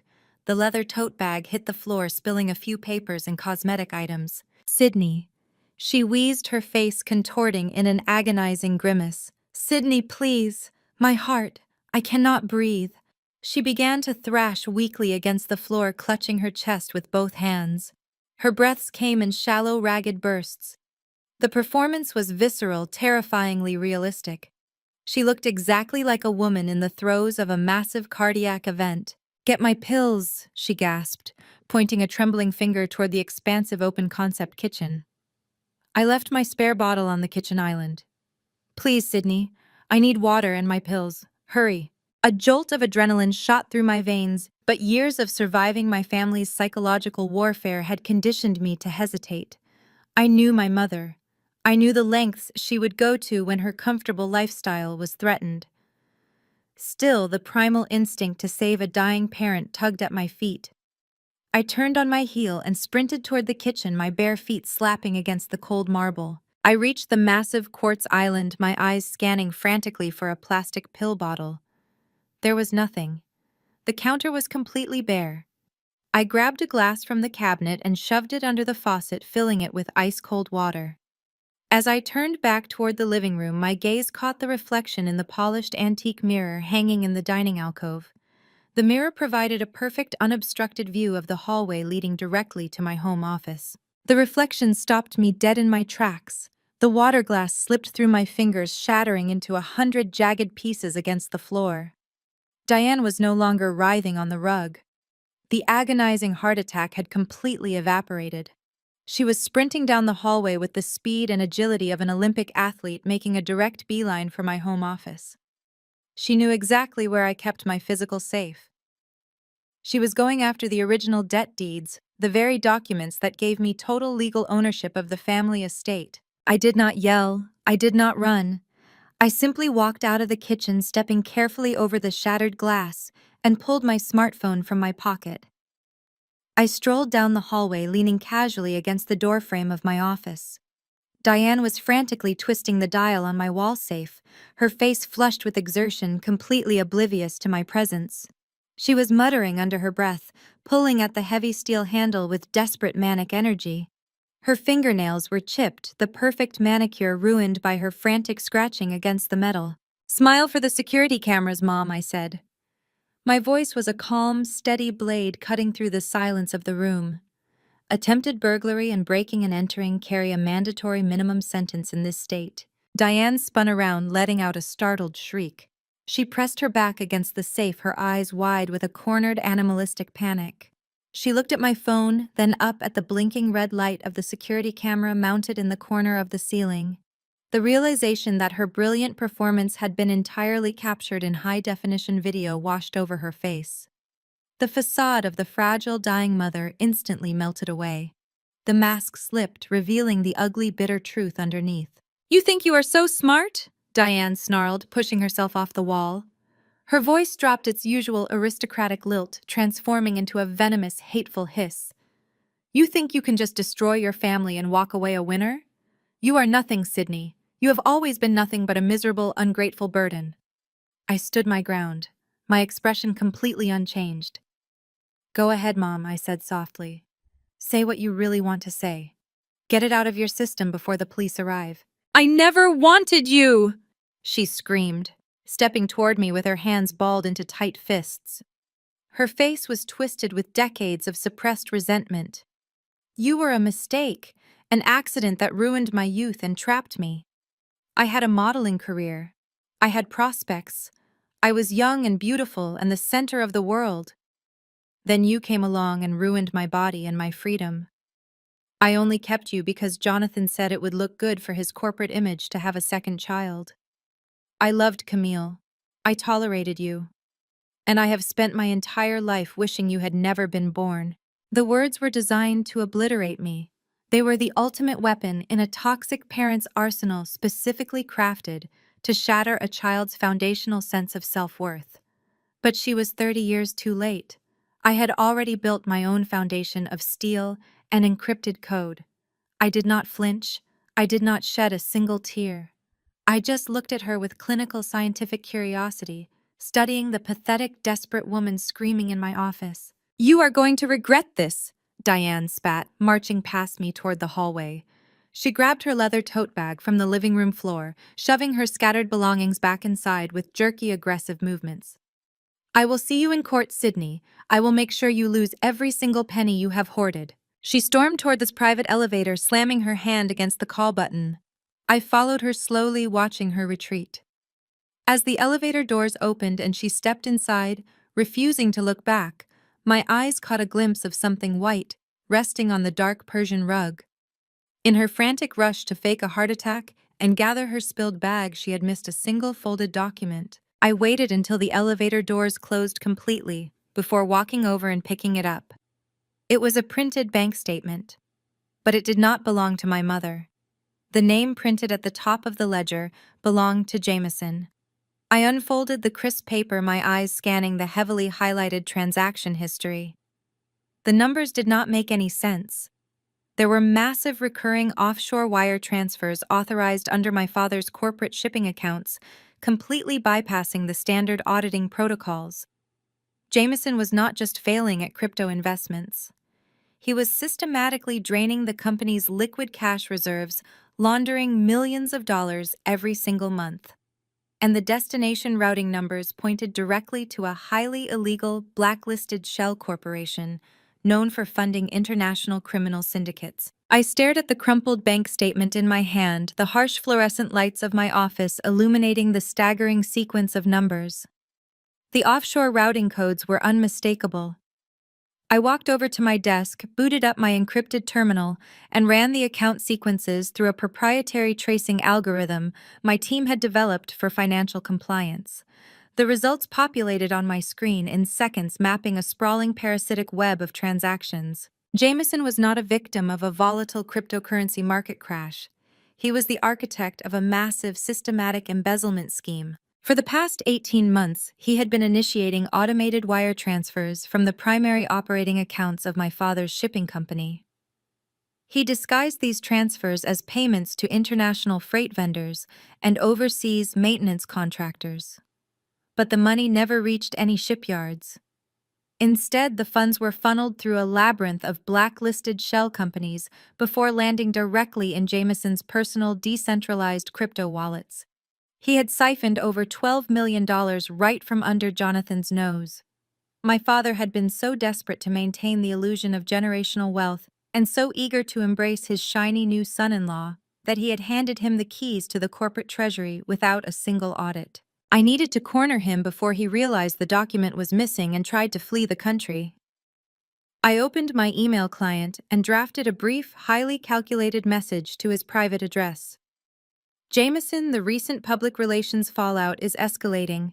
I am willing to discuss a private financial settlement regarding the estate. Meet me at my corporate headquarters at 2 this afternoon. Come alone. It was a gamble, but I knew his ego. He would interpret the email as a white flag. He would assume that Camille's digital smear campaign and my mother's unhinged visit had successfully broken my resolve. At precisely 2 o'clock, the heavy glass doors of my executive suite swung open. Jameson strolled into the room with the swagger of a man who believed he had already won the war. He wore a crisp, midnight blue Tom Ford suit and a smug, predatory smile. He did not look like a man whose wife was currently having a public meltdown, nor did he look like a man whose fraudulent empire was collapsing. He looked like a shark smelling blood in the water. "Nice office, Sydney," he said, dragging out my name as he cast a dismissive glance at the panoramic view of the Boston skyline. "A little sterile for my taste, but I suppose it fits your personality. I am glad you finally came to your senses. Camille is practically inconsolable and your parents are a wreck. But I told them I could handle you. I told them you were smart enough to know when you were beaten." I sat perfectly still behind my desk, resting my hands flat on the cool glass surface. "Have a seat, Jameson." He ignored the chair. Instead, he walked right up to my desk, planted both hands on the edge, and leaned over, invading my space in a deliberate attempt at physical intimidation. The scent of his expensive, overpowering cologne washed over me. "Let us skip the pleasantries," he said, his voice dropping to a harsh, threatening register. "You are going to sign the deed of the estate back over to your father today. You are going to publicly apologize to Camille and claim that your software malfunctioned regarding those lab reports. If you do exactly as I say, I will call off my network. I know people in venture capital, Sydney. I know board members. I can make a few phone calls and have your little startup starved of funding so fast your head will spin. You will be blacklisted from every major tech incubator on the East Coast. Play ball, or I will end your career before it even gets off the ground." I let his threat hang in the air for a long, quiet moment. I looked at his aggressive posture, the arrogant tilt of his chin, the absolute certainty in his eyes. Then, moving with deliberate slowness, I opened the top drawer of my desk. I pulled out a sleek black manila folder. I placed it on the desk and slid it smoothly across the glass until it bumped against his knuckles. Jameson glanced down at the folder, his confident smirk faltering for a fraction of a second. "What is this?" "Your leverage," I said evenly. Or rather, the complete lack of it. He snatched the folder and flipped it open. Inside was a 50-page itemized log of every single offshore wire transfer he had executed over the past 18 months. I had highlighted the shell company routing numbers in bright fluorescent yellow. Beside the logs were high-resolution printouts of the bank statement Diane had dropped in my penthouse alongside a digital map tracing the stolen corporate funds directly into his private, supposedly untraceable crypto wallets. I watched the color completely drain from his face. The aggressive, threatening posture vanished instantly. His shoulders slumped and his hands began to tremble so violently that the papers rattled against each other. "You talk a lot about your network, Jameson," I said, leaning back in my chair and crossing my legs. "But I do not think your venture capital friends are going to be very helpful when you are facing federal indictments for corporate embezzlement, wire fraud, and international money laundering. You stole $12 million from my father's shipping company. The Securities and Exchange Commission is going to absolutely dissect your entire life. It is not what it looks like," he stammered, his voice cracking. He dropped the folder back onto the desk as if it had burned him. He took a stumbling step backward, his chest heaving. "You do not understand the corporate structure. It was an alternative investment strategy." "It is theft," I corrected him, my tone sharpening into a blade. "And since I now hold the controlling debt of that shipping company you stole from me, I am turning these logs over to the FBI Financial Crimes Division at 5 o'clock today. You are going to federal prison, Jameson." Blind panic completely overtook him. His eyes darted around the room as if searching for an escape hatch. The arrogant, street-smart hustler evaporated, leaving behind a terrified, desperate coward, willing to throw anyone under the bus to save his own skin. "It was not just me," he blurted out, his voice rising to a frantic, hysterical pitch. "You cannot put this all on me, Sydney. Jonathan knew about it. He authorized the first batch of transfers himself." I froze, keeping my face perfectly impassive. "My father authorized the transfers." "Yes," Jameson shouted, pacing frantically across the carpet, waving his hands in the air. "The shipping fleet was taking massive losses last year. Jonathan was terrified of the upcoming quarterly audit. He wanted to hide liquid assets from the IRS so he could artificially deflate his tax burden while restructuring the corporate debt. He told me to move the first $3 million offshore. He gave me the executive bypass codes. He is just as guilty as I am. It was his idea to hide the money from the federal government." He stood there, chest heaving, believing he had just handed me a bargaining chip that would force me to back down. He thought I would protect my father. He thought the threat of exposing Jonathan's federal tax evasion would buy his own freedom. I looked at him, feeling a dark, triumphant satisfaction settle deep in my chest. I slowly raised my left hand, resting my wrist on the edge of the glass desk. With my right index finger, I tapped the digital face of my smartwatch. The screen illuminated, displaying a pulsing red recording icon. The audio wave pattern spiked as Jameson gasped. "Thank you for clarifying the timeline, Jameson," I said, a cold smile finally touching my lips. "I was wondering how you managed to bypass the executive security protocols. Now I have a recorded voluntary confession implicating both you and my father in federal tax evasion and conspiracy to defraud the United States government." Jameson stared at the glowing red icon on my wrist, as if it were a live grenade. The realization that he had just handed me the rope to hang both him and my father hit him with physical force. He did not say another word. He turned and bolted from my office, sprinting past my assistant and practically throwing himself into the elevator. I did not bother trying to stop him. I knew exactly where the coward was going. He was running straight back to Jonathan to warn him that the house of cards was finally collapsing. I expected retaliation, but I underestimated the sheer desperation of a man backed into a corner with his legacy on the line. Jonathan did not respond with a phone call or a plea for mercy. 2 days later, a process server flanked by armed private security marched into the sleek glass lobby of my corporate headquarters. He bypassed the receptionist and slapped a thick, ominous stack of legal injunctions directly onto my executive assistant's desk. My father had called in every single political favor he had hoarded over 40 years of Boston networking. He used a notoriously corrupt state judge in his pocket to execute a hostile immediate freeze on all my corporate assets. The legal grounds were completely absurd, but undeniably paralyzing. Jonathan had filed a massive intellectual property theft lawsuit against me. His lawyers argued that 7 years ago I had built the foundational algorithm for my software platform using a discarded, obsolete laptop from his shipping company's IT department. According to his fabricated legal theory, because the initial code was allegedly written on his corporate hardware, the intellectual property, the patents, and the subsequent billions in valuation belonged entirely to his holding company. The asset freeze was immediate and devastating. It triggered an automatic panic protocol within my company. Payroll was blocked. Vendor payments bounced. Within an hour, my board of directors summoned me to an emergency meeting in the main executive boardroom. When I walked in, the tension was thick enough to suffocate on. Marcus Vance and the other senior stakeholders were pacing the floor, their faces pale as they looked at the frozen revenue streams on the digital displays. Before Marcus could even begin his frantic lecture about fiduciary duties and shareholder panic, the heavy glass doors of the boardroom swung violently open. Jonathan marched into the room as if he owned the entire building. He was flanked by 3 high-priced corporate litigators carrying thick leather briefcases. He was no longer playing the part of the grieving, victimized patriarch he had portrayed on the local news. He wore his sharpest custom-tailored suit, his silver hair perfectly styled, and a smug, predatory smirk plastered across his face. He looked exactly like the man who used to mock my coding projects at the dinner table and tell me to find a wealthy husband. He completely ignored my board of directors and walked directly toward the head of the long mahogany table, claiming the physical space as an intimidation tactic. "You really thought you were so clever, Sydney," Jonathan announced, his voice booming with unearned authority. "You thought you could orchestrate a hostile takeover of my shipping fleet and kick your own mother out of her home.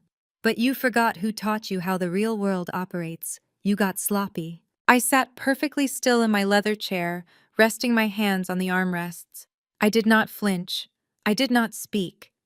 I let the silence stretch, giving him enough rope to hang himself. "You built this entire platform on my dime," he sneered, gesturing expansively around my multi-million-dollar boardroom. "You lived under my roof. You ate my food.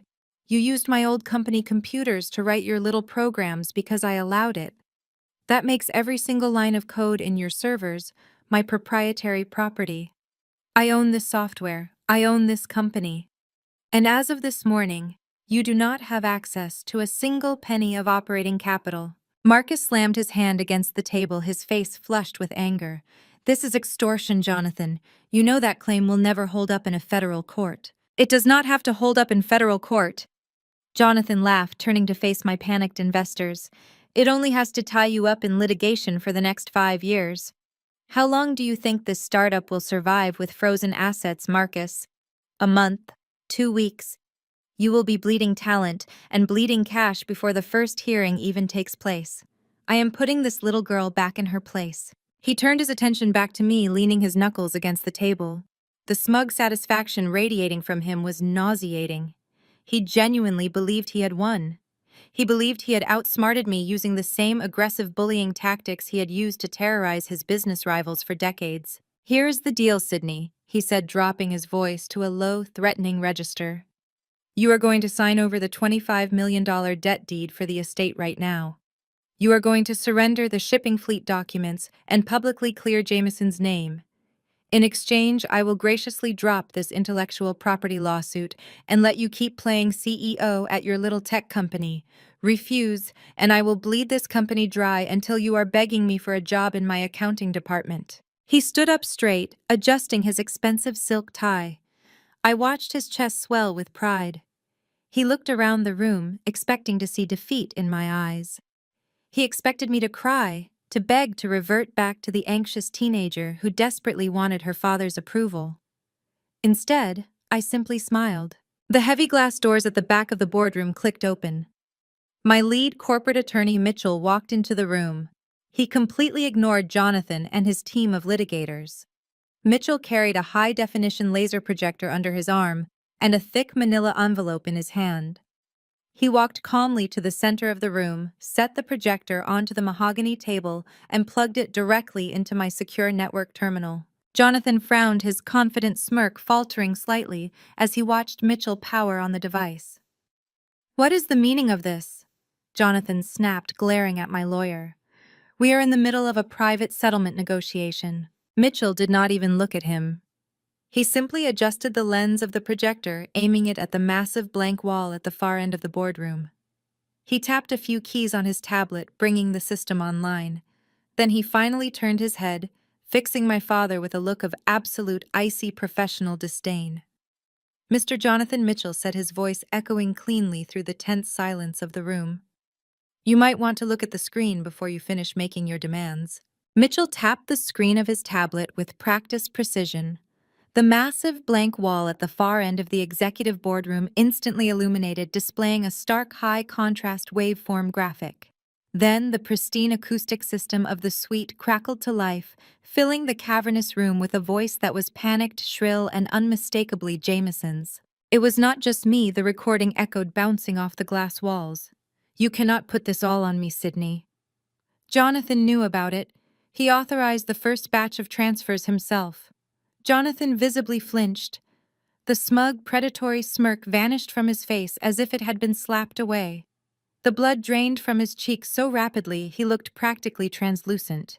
He gripped the edge of the mahogany table, his knuckles turning stark white. "The shipping fleet was taking massive losses last year." The recording of Jameson continued, his voice bordering on a hysterical shriek.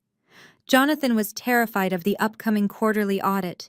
He wanted to hide liquid assets from the IRS so he could artificially deflate his tax burden while restructuring the corporate debt. He told me to move the first $3 million offshore. He gave me the executive bypass codes. He is just as guilty as I am. It was his idea to hide the money from the federal government. Mitchell paused the playback. The silence that followed was absolute, heavy, and entirely suffocating. Marcus Vance. My lead investor slowly lowered his hands to the table. He looked at Jonathan with an expression of pure, unadulterated disgust. The other board members exchanged horrified glances, quietly shifting their chairs back. Jonathan's team of high-priced corporate litigators suddenly looked incredibly uncomfortable. The lead attorney actually took a physical step backward, creating a visible, deliberate distance between himself and my father. Lawyers of their caliber did not associate with active, documented federal tax evasion. Their retainer did not cover going down with a sinking ship. I remained seated in my leather chair, watching the sheer devastation wash over the man who had spent his entire life making me feel small. "You really thought a fabricated intellectual property lawsuit was going to save you?" "Dad," I asked, my voice calm, slicing through the heavy silence of the room. "You thought you could stroll into my building, slap a baseless injunction on my company over an obsolete piece of hardware, and force me to hand over the family debt deed. You thought leverage was just about making the loudest threat in the room." Jonathan opened his mouth to speak, but no words came out. His jaw worked uselessly. The terrifying reality of his exposure was paralyzing his vocal cords. "While your lawyers were busy drafting that fictional IP claim," I continued, leaning forward and resting my forearms on the glass desk, "Mitchell and I were coordinating with federal regulators. We did not just sit on that recording. We packaged it with 50 pages of unredacted wire transfer logs, offshore routing numbers, and the encrypted crypto wallet addresses Jameson used to siphon $12 million out of your shipping company. We forwarded the entire portfolio to the Securities and Exchange Commission and the Internal Revenue Service at exactly 8 o'clock this morning." Jonathan swayed on his feet. He looked like a man who had just been shoved out of an airplane without a parachute. He looked wildly at his lawyers, but they were already furiously typing on their phones, likely drafting their own resignation letters. "Your asset freeze is completely irrelevant, Jonathan," Marcus Vance interjected, his voice dripping with professional contempt. The SEC will be freezing your own corporate accounts before the end of the business day. You have absolutely no leverage here. You are radioactive. I pushed my chair back and stood up. I walked slowly around the edge of the mahogany table, stopping only when I was standing directly at the head, claiming the physical space Jonathan had tried to dominate just moments before. I looked down at him, feeling a lifetime of rejection, belittlement, and emotional abuse finally lose its grip on my chest. I was no longer the disappointing middle child. I was the architect of his ruin. You have built your entire life on intimidation, I said, my voice dropping to a glacial, uncompromising chill. You sacrificed human decency for profit margins. You discarded me because I refused to be a pawn in your corporate games, and you enabled Camille and Diane to treat me like a disease.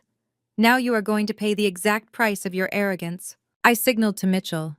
He pulled a thick, legally binding contract from his manila envelope and slid it across the polished wood. The heavy parchment stopped right in front of Jonathan's trembling hands. I am giving you a choice, I stated, staring directly into my father's panicked, bloodshot eyes. You have exactly 24 hours. You will immediately step down as chief executive officer of the shipping empire you spent 40 years building. You will sign over every remaining corporate asset, every piece of commercial real estate, and every stock option to my holding company.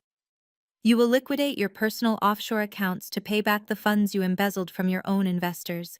You will surrender total control of your life to me. Jonathan stared at the contract, his chest heaving as he struggled to draw breath. You cannot do this, he wheezed, his voice sounding small, broken, and pathetic. You are my daughter. We are blood. You cannot strip me of everything I have ever worked for. If you do not sign those papers by this time tomorrow, I replied, my expression completely unyielding, I will hand the unencrypted master files, including your personal emails, authorizing the wire fraud directly to the FBI Financial Crimes Unit. They will not just fine you, Dad. They will prosecute you to the fullest extent of the law. You will spend the next decade of your life in a federal penitentiary, wearing a standard-issue jumpsuit instead of a custom-tailored suit. The reality of his destruction finally settled over him. His empire, his freedom, and his untouchable legacy were entirely gone. He was trapped in a cage of his own design. Desperation clawed at his features. He needed a way out. He needed someone to blame, someone to carry the weight of his crimes. He spun around wildly, his eyes scanning the room, searching for the man who had actually executed the transfers. Jameson! Jonathan barked, his voice cracking with a high, unnatural panic. Jameson, tell them you manipulated the codes. Tell my lawyers you acted alone. Tell them you tricked me. But there was no response. I watched Jonathan's gaze frantically sweep the back of the boardroom. Jameson was not standing with the legal team. He had quietly retreated during the audio playback. He was currently pressed against the heavy glass doors, his face slick with a cold sweat, his eyes wide with terrified self-preservation. He was slowly pushing the door open, slipping backward into the hallway, preparing to run and leave my father to take the fall entirely alone. I did not alert my security team. I simply offered Mitchell a subtle nod, signaling him to let the coward retreat. Jonathan was too paralyzed by his own collapsing empire to even notice his prized son-in-law slipping into the corridor. Leaving my father to suffocate in the silence of the boardroom, I gathered my encrypted drive and walked out a secondary exit. I knew exactly where Jameson was heading. A rat fleeing a sinking ship always heads for the lowest possible ground. The executive parking garage was a subterranean expanse of concrete and fluorescent lighting. The air was thick with the smell of exhaust and damp asphalt. I walked toward my reserved parking spot, my heels echoing sharply against the concrete. I did not even reach for my keys before a frantic figure lunged from the shadows behind a concrete pillar. Sydney, wait. Jameson nearly tripped over his own feet as he scrambled into my path. The immaculate Tom Ford suit he had worn like armor upstairs was now crumpled and disheveled. His silk tie hung loose around his neck, and his forehead gleamed with a heavy layer of cold sweat. He looked wildly around the empty garage, his chest heaving as if he had sprinted down all 40 flights of stairs. You have to listen to me, he pleaded, holding both hands up in a gesture of surrender. His voice was a pathetic, reedy whine stripped of all its former corporate arrogance. I can help you destroy him, Sydney. I can give you Jonathan on a silver platter. I stopped a few feet away from him, my expression a mask of clinical detachment. You are offering me the man you just left bleeding on my boardroom table, Jameson. That is hardly a compelling negotiation tactic. No, you do not understand, he gasped, stepping closer and lowering his voice to a frantic whisper. He was desperate, completely unmoored by the realization that his stolen millions were gone, and federal prison was his only remaining horizon. I have emails, Sydney. I have private voice recordings of Jonathan explicitly ordering me to launder the shipping funds through the offshore accounts. I can give the Securities and Exchange Commission a step-by-step blueprint of his entire tax evasion strategy. I will be your star witness. I will testify to everything. He leaned forward, his eyes wide and manic, completely throwing his wife and father-in-law into the fire to save his own skin. And I can give you Camille, too. I tilted my head, studying him like a fascinating biological specimen under a microscope. Camille. Yes, he shouted, swiping a hand across his sweaty forehead. You think the toxic fillers in her beauty products were her only crime. She has been hiding millions in undeclared revenue in a Cayman Islands trust. I have the routing numbers. I have the login credentials. I can hand you the exact financial records that will guarantee the IRS seizes every single asset she has left. Just let me walk away, Sydney. Keep my name out of the FBI files and let me disappear. I will give you everything you need to obliterate them both. The sheer naked cowardice radiating from him was almost breathtaking. I watched him throw the woman he married to the wolves without a single second of hesitation. Why are you so eager to burn your own family, Jameson? I asked, my voice smooth and dangerously calm. Just this morning, you were bragging about how effectively you managed me on their behalf. He scoffed, a bitter, ugly sound echoing off the concrete walls. Family. They are not my family. I have always hated these pretentious, arrogant people. Do you have any idea what it is like sitting at that mahogany dining table every Sunday? Jonathan and Diane paraded me around their country club friends like I was a shiny new toy. They treated me like a token, a diversity prop to make their corporate image look progressive and modern. They never respected me. They just wanted my street smarts to do the dirty work they were too cowardly to do themselves. I was just a tool to them. I saw right through his pathetic attempt to play the victim. He was trying to rewrite history, framing himself as an oppressed outsider rather than a greedy, opportunistic parasite who had eagerly latched onto my family's wealth. He did not care about being a token. He only cared about being caught. You are incredibly quick to sever your loyalties when the federal government is knocking at the door, I noted dryly. Loyalty is for people who can afford it. He spat back, his panic rising. Sydney, please. You have Jonathan right where you want him. You do not need me for the SEC indictment. I am offering you the smoking gun for Camille. Just let me walk. I let a long, agonizing silence stretch between us. I watched him squirm, his eyes darting frantically, waiting for my judgment. I pretended to consider his offer, slowly folding my arms across my chest and adopting a thoughtful expression. Federal agencies require absolute cooperation, Jameson, I said, maintaining my icy facade. If you are offering to turn state's evidence against Jonathan and hand over Camille's hidden offshore ledgers, I need a guarantee. I am not going to pause my FBI submission based on the frantic promises of a man sweating in a parking garage. Anything, he said, eagerly nodding his head like a desperate dog. Tell me what you need. I need it in writing, I commanded, right now. A full confession of your involvement, an explicit statement that Jonathan directed the corporate embezzlement, and a detailed admission of Camille's hidden Cayman trust accounts. You write it, you sign it, and you hand it to me. Only then will I consider leaving your name out of my initial brief to the Financial Crimes Unit. He did not even pause to consider the legal ramifications. He spun around, practically throwing himself onto the hood of his sleek black sports car. He tore open his leather briefcase, his hands shaking so violently he dropped several folders onto the concrete. He finally yanked out a yellow legal pad and a silver fountain pen. He leaned over the hood of his car and began to write with manic, frantic speed.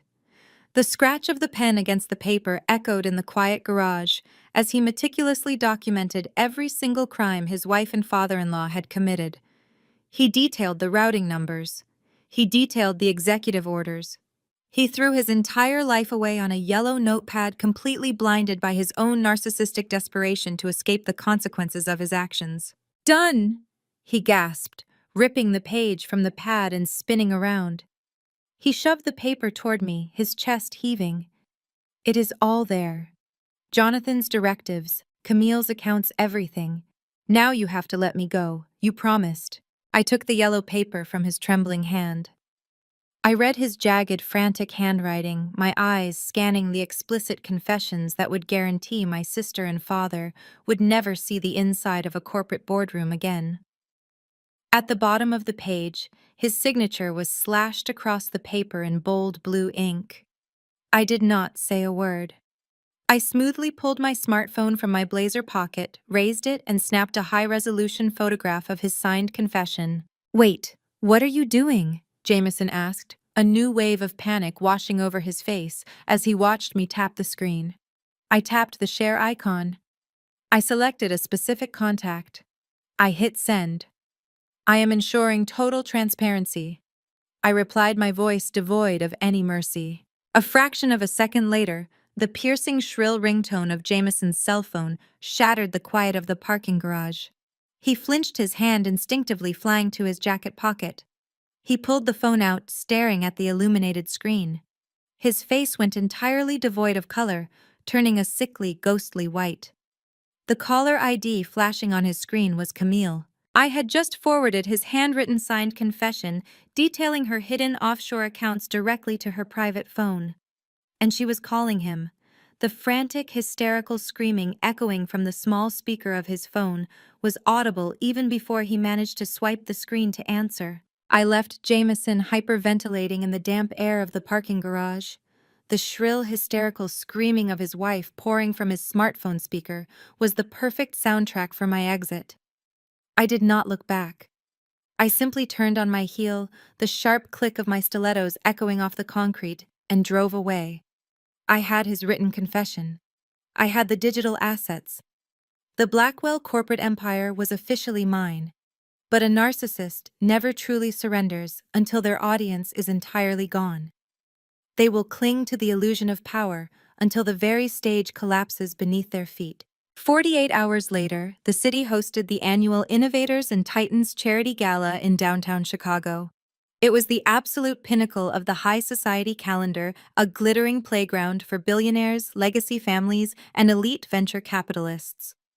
Historically, it was exactly the kind of event my parents would use to dominate the social hierarchy. Despite their company being ripped from their hands, despite the asset freezes, and despite the looming shadow of federal indictments, Jonathan and Diane absolutely refused to drop their wealthy facade. They arrived in a rented town car, stepping onto the flashbulb-lit red carpet, as if they still owned the city. Camille and Jameson trailed closely behind them, attempting to present a united, powerful front. The reality was a spectacular tragedy. The tension between my sister and her husband was a toxic, suffocating cloud, visible to anyone paying attention. Camille was dripping in an obscene amount of heavy diamond jewelry stones that I knew for a fact had been purchased on newly opened high-interest credit lines just days prior. Every time the paparazzi cameras flashed, Camille stretched her lips into a rigid, terrifying smile. The exact second the lenses turned away, she glared at Jameson with a level of pure hatred that could have melted steel. Their marriage was in absolute shambles. Jameson looked like a hostage stuffed into a designer tuxedo, his eyes constantly darting toward the exits, terrified that an SEC agent might step out from behind a velvet curtain at any moment. Jonathan was practically sweating through his bespoke suit. He was using this gala as a final, desperate attempt to secure back-channel loans from his old banking allies. He needed immediate cash to fight the incoming barrage of federal investigations and to maintain the grand illusion of his solvency. I watched from a private alcove above the main ballroom as my father aggressively cornered two different hedge fund managers, laughing too loudly and clapping them on the shoulder with a forced manic energy. Diane stood nearby, sipping champagne and pretending her entire world was not currently on fire. At exactly 9 o'clock, the orchestral music faded. The ballroom, packed with hundreds of Chicago's most influential figures, fell to a low murmur. The master of ceremonies stepped up to the crystal podium at the center of the stage. "Ladies and gentlemen," the announcer's voice boomed across the cavernous room. "Tonight we are honored to introduce the primary benefactor of the Innovators and Titans Foundation. Please direct your attention to the grand staircase and welcome the new majority shareholder of the Blackwell holding firm, our platinum sponsor for the evening." Down on the floor, Jonathan's head snapped up. He had likely assumed the main sponsor was one of his old golf buddies, someone he could exploit for a bailout. A single brilliant spotlight cut through the dim room and hit the very top of the grand marble staircase. I stepped into the light. I did not wear flashy, desperate diamonds bought on credit like my sister. I wore a breathtaking, custom-tailored emerald green silk gown that fit like liquid glass paired with simple, understated gold accents. I radiated absolute, undeniable power. The collective gasp from the Chicago elite rippled through the ballroom like a physical wave. The whispers ignited instantly. Everyone in that room knew the rumors about the Blackwell family collapse, and seeing me standing there claiming the platinum sponsorship confirmed every single one of them. I descended the marble steps slowly, letting the silence stretch and the reality of my ascension settle over the crowd. I locked eyes with my father. Jonathan was frozen near the ice sculpture, his face contorted in a mask of absolute shock and rising panic. Beside him, Camille's jaw practically hit the floor, her fake smile shattering completely. I bypassed the crowded lower tables and walked directly to the premier VIP section, roped off at the very edge of the stage. Seated there were Arthur Sterling and Richard Hayes, the top executives of the largest investment bank in the Midwest. They were Jonathan's final desperate lifelines. They were the men he had been trying to corner all night. I took my seat right between them. Arthur immediately stood up to pull out my chair, greeting me with immense respect. Within seconds, I was effortlessly charming the very men my father needed to survive, discussing the future trajectory of my newly acquired holding company and securing their absolute loyalty. From 50 feet away, Jonathan watched his last remaining hope slipping through his fingers. The dignified mask of the untouchable patriarch finally broke. His face flushed a dark, violent purple. He shoved past a waiter, nearly knocking a tray of champagne flutes to the floor, and began marching aggressively toward my VIP table. His fists were clenched at his sides, his eyes wide with irrational fury. He was going to cause a massive scene. He was going to try and physically drag me away from the bankers. He was exactly 10 feet away from my table, his mouth opening to shout my name, when three large men in immaculate dark suits stepped seamlessly out of the shadows. They moved with terrifying precision, forming an impenetrable human wall directly in his path and bringing Jonathan to a dead, halting stop. "Get out of my way," Jonathan snarled, attempting to physically shove the man in the center. "Do you have any idea who I am? I am the platinum sponsor of this event. I own this floor." The man did not budge a single inch. He stood as immovable as a bank vault door. Instead, he smoothly reached inside his breast pocket and produced a leather wallet, flipping it open to reveal a heavy silver star. "Jonathan Blackwell." The man stated, his voice carrying the unmistakable booming cadence of federal law enforcement. "I am Deputy Marshal Thomas with the United States Marshals Service. We are executing a federal asset seizure and serving you with a preliminary indictment for wire fraud, tax evasion, and corporate embezzlement." A collective gasp swept through the ballroom. The silence that followed was absolute, broken only by the frantic mechanical clicking of paparazzi cameras near the entrance. Every billionaire, tech mogul, and socialite in Chicago had completely stopped talking. They were staring directly at the grand patriarch of the Blackwell family as he was publicly spectacularly cornered. "This is a misunderstanding," Jonathan stammered, the aggressive red flush draining from his face to leave him a sickly, chalky white. "You have no jurisdiction here. I demand to speak to my legal counsel immediately. You are making a terrible mistake in front of very important people.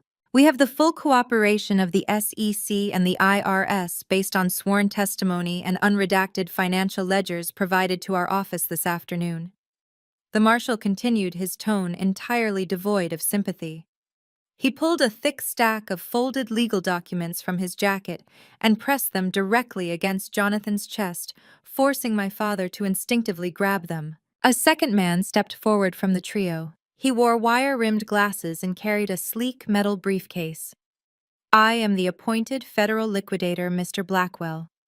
As of 30 minutes ago, all of your corporate assets, your offshore holdings, and your personal banking accounts have been completely frozen.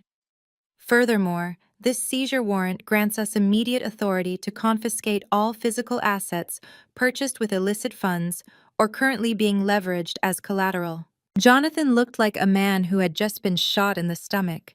He turned his head frantically toward Arthur and Richard at my table, silently begging the powerful bankers to intervene to vouch for his credibility. Arthur simply picked up his linen napkin, dabbed his mouth, and turned his chair slightly away from the scene. Richard did not even blink, his eyes fixed firmly on his champagne flute. They were severing ties in real time. The Blackwell brand was dead. While Jonathan stood paralyzed, the third man in the suit signaled toward the back of the room. Two more federal agents, a man and a woman, separated from the crowd and walked purposefully toward the back of the room where Diane and Camille were standing. Diane noticed them first. Her meticulously lifted face pulled into a mask of polite social outrage. "Excuse me, what is the meaning of this?" she demanded, clutching her designer clutch as the female agent approached her. "Mrs. Blackwell," the agent said, producing her own badge. "We are executing a federal warrant. The luxury vehicles that transported your family to this venue have already been impounded from the valet line. Additionally, the warrant covers all high-value personal property currently leveraged against your husband's frozen corporate accounts." Diane's eyes darted wildly around the silent ballroom. People were pointing, people were whispering.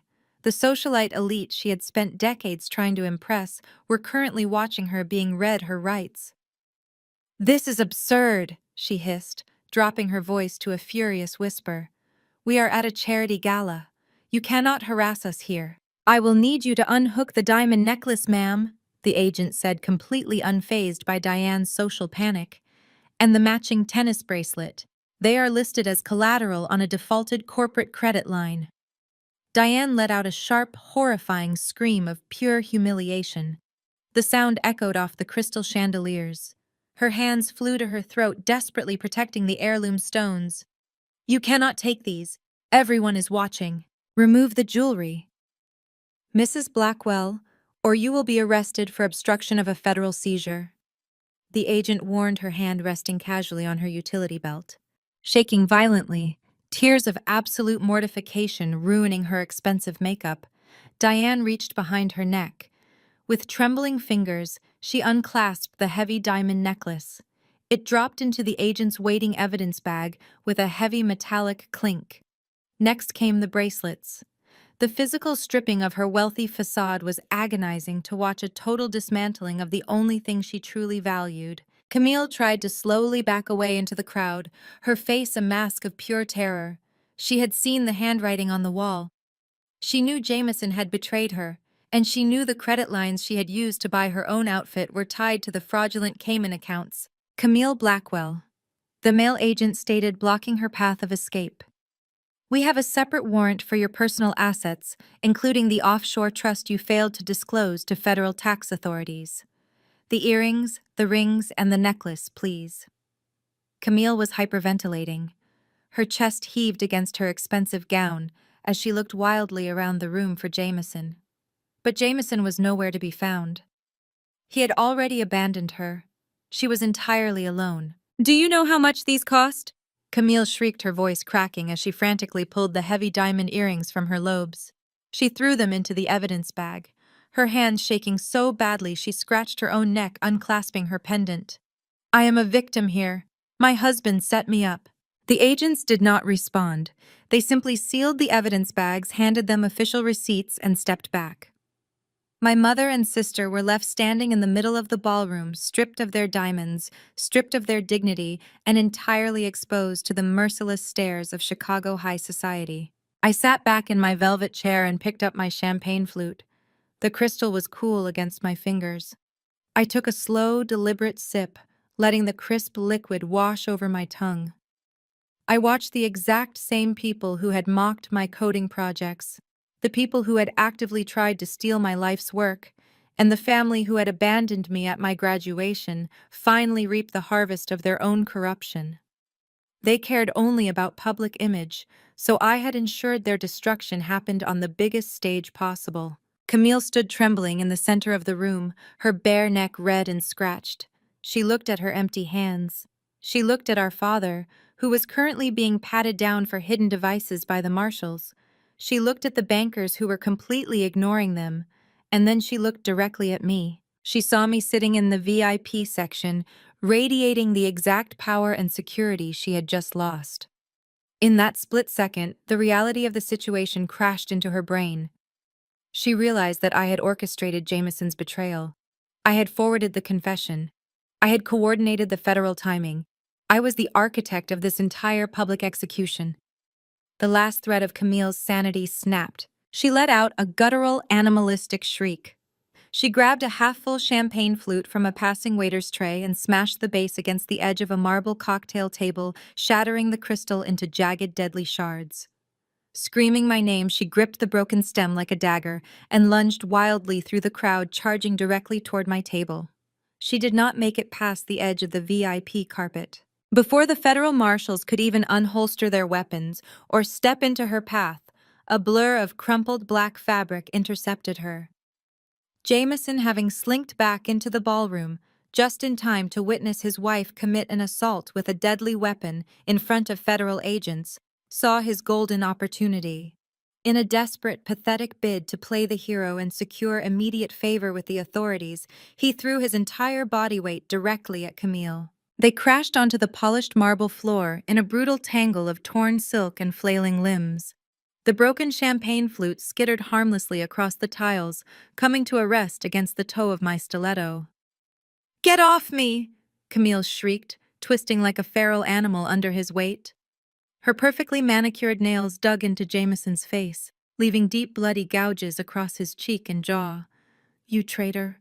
You sold me out. I will kill you." "I am cooperating with the federal government," Jameson screamed back, pinning her wrists to the floor as he looked frantically up at the marshals. "I am subduing a violent suspect. I am your star witness. You saw her. She is out of her mind." It was a breathtaking display of pure cowardice. He was literally crushing his wife against the floor of a charity gala to save his own skin. Camille thrashed and spit her screams echoing off the vaulted ceilings as two security guards rushed forward to pull Jameson off her, immediately replacing him by pinning Camille's arms behind her back and forcing her face against the cold marble. Seeing her golden child tackled to the ground by the man she had always defended finally broke the last remaining thread of Diane's sanity. The physical loss of her diamonds, the inescapable public humiliation, and the absolute destruction of her social empire caused a total psychological collapse. She did not rush to help her daughter. Instead, she spun around and unleashed decades of suppressed toxic rage directly onto my father. "You ruined everything!" Diane wailed, slamming her fists repeatedly against Jonathan's chest. The rhythmic thud of her hands hitting his tuxedo jacket echoed in the breathless silence of the ballroom. "You promised me we were untouchable. You promised me they would never find the offshore accounts. You stripped me of everything. I am a laughingstock." "Diane, stop it this instant!" Jonathan hissed, trying to catch her flying wrists. He looked wildly at the surrounding crowd, still hopelessly trying to maintain some semblance of dignity. "Everyone is watching. Compose yourself." "I have nothing left to compose," she shrieked, her voice cracking as she slapped him hard across the face. The sharp crack echoed like a gunshot through the room. "You lost my company. You lost my money. You are a complete and utter failure." Jonathan, entirely broken and publicly emasculated, finally snapped. He shoved her away so forcefully she stumbled backward, crashing into a catering table and sending silver platters of hors d'oeuvres crashing to the floor in a cascade of shattered porcelain and ruined food. The mighty Blackwell family had completely dissolved into a rabid, violent mess of accusations and physical brawls right in the middle of the Innovators and Titans charity gala. The very people who had spent their entire lives judging others for lacking class were now rolling in spilled champagne and shattered glass, fighting each other like street thugs. The federal marshals had seen enough. With sharp-barked orders, they moved in to end the spectacle. Camille was hauled roughly to her feet, her hands secured behind her back with heavy zip ties due to the weapon she had wielded. She was sobbing hysterically, her expensive makeup running down her face in dark, ugly streaks as she kicked and fought the officers. Jonathan and Diane were flanked by event security and federal agents, their Miranda rights being read aloud to them, as they were forcibly marched toward the exit.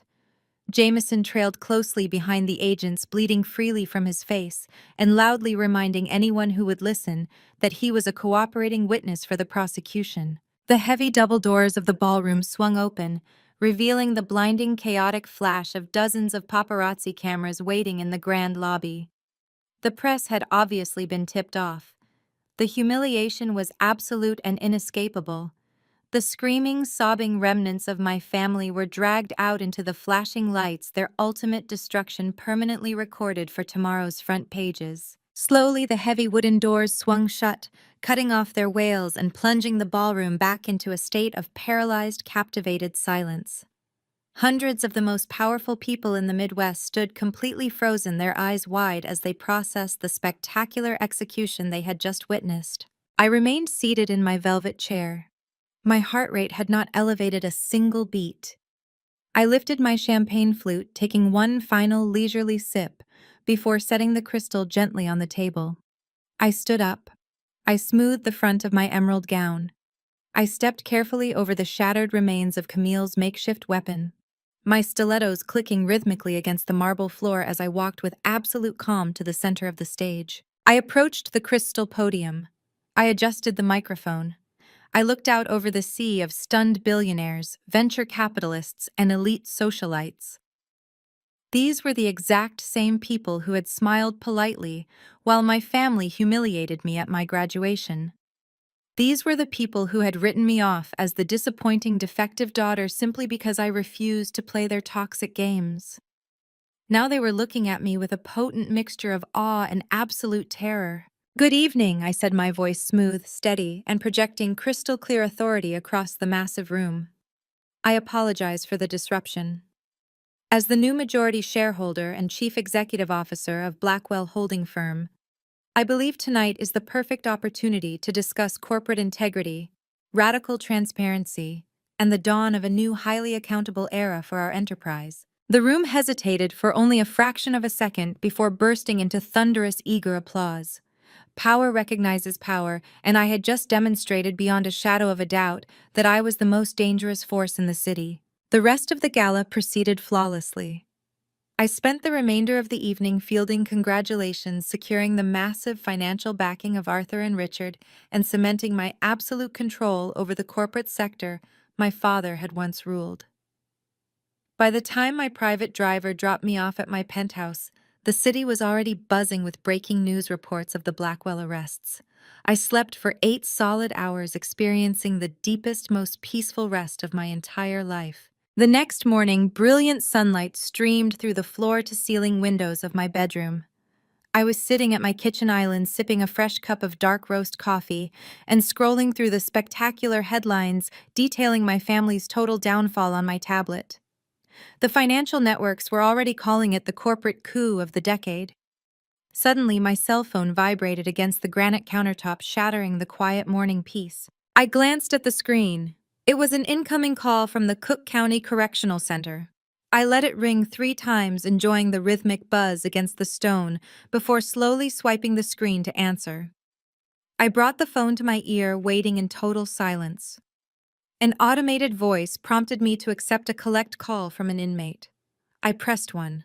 Sydney, a voice croaked through the static of the prison line. The voice was hollow, trembling, and entirely stripped of its former arrogance. It was the sound of a person who had finally hit the absolute bottom of the concrete abyss, surrounded by steel bars, and the suffocating reality of their own consequences. Sydney, please do not hang up. My father begged, his voice cracking into a pathetic, desperate sob. I am begging you, you have to post my bail. The line crackled with the depressing mechanical hum of a monitored federal facility. I listened to the hollow echoing acoustics of the holding area as Jonathan Blackwell, the former titan of Chicago industry, wept into a public telephone. He told me the federal judge had explicitly denied his request for release on his own recognizance. He was officially considered an extreme flight risk due to the sprawling network of offshore accounts Camille and Jameson had so helpfully detailed to the authorities. His bail was set at an astronomical figure, a sum that just days ago he could have summoned with a single arrogant signature.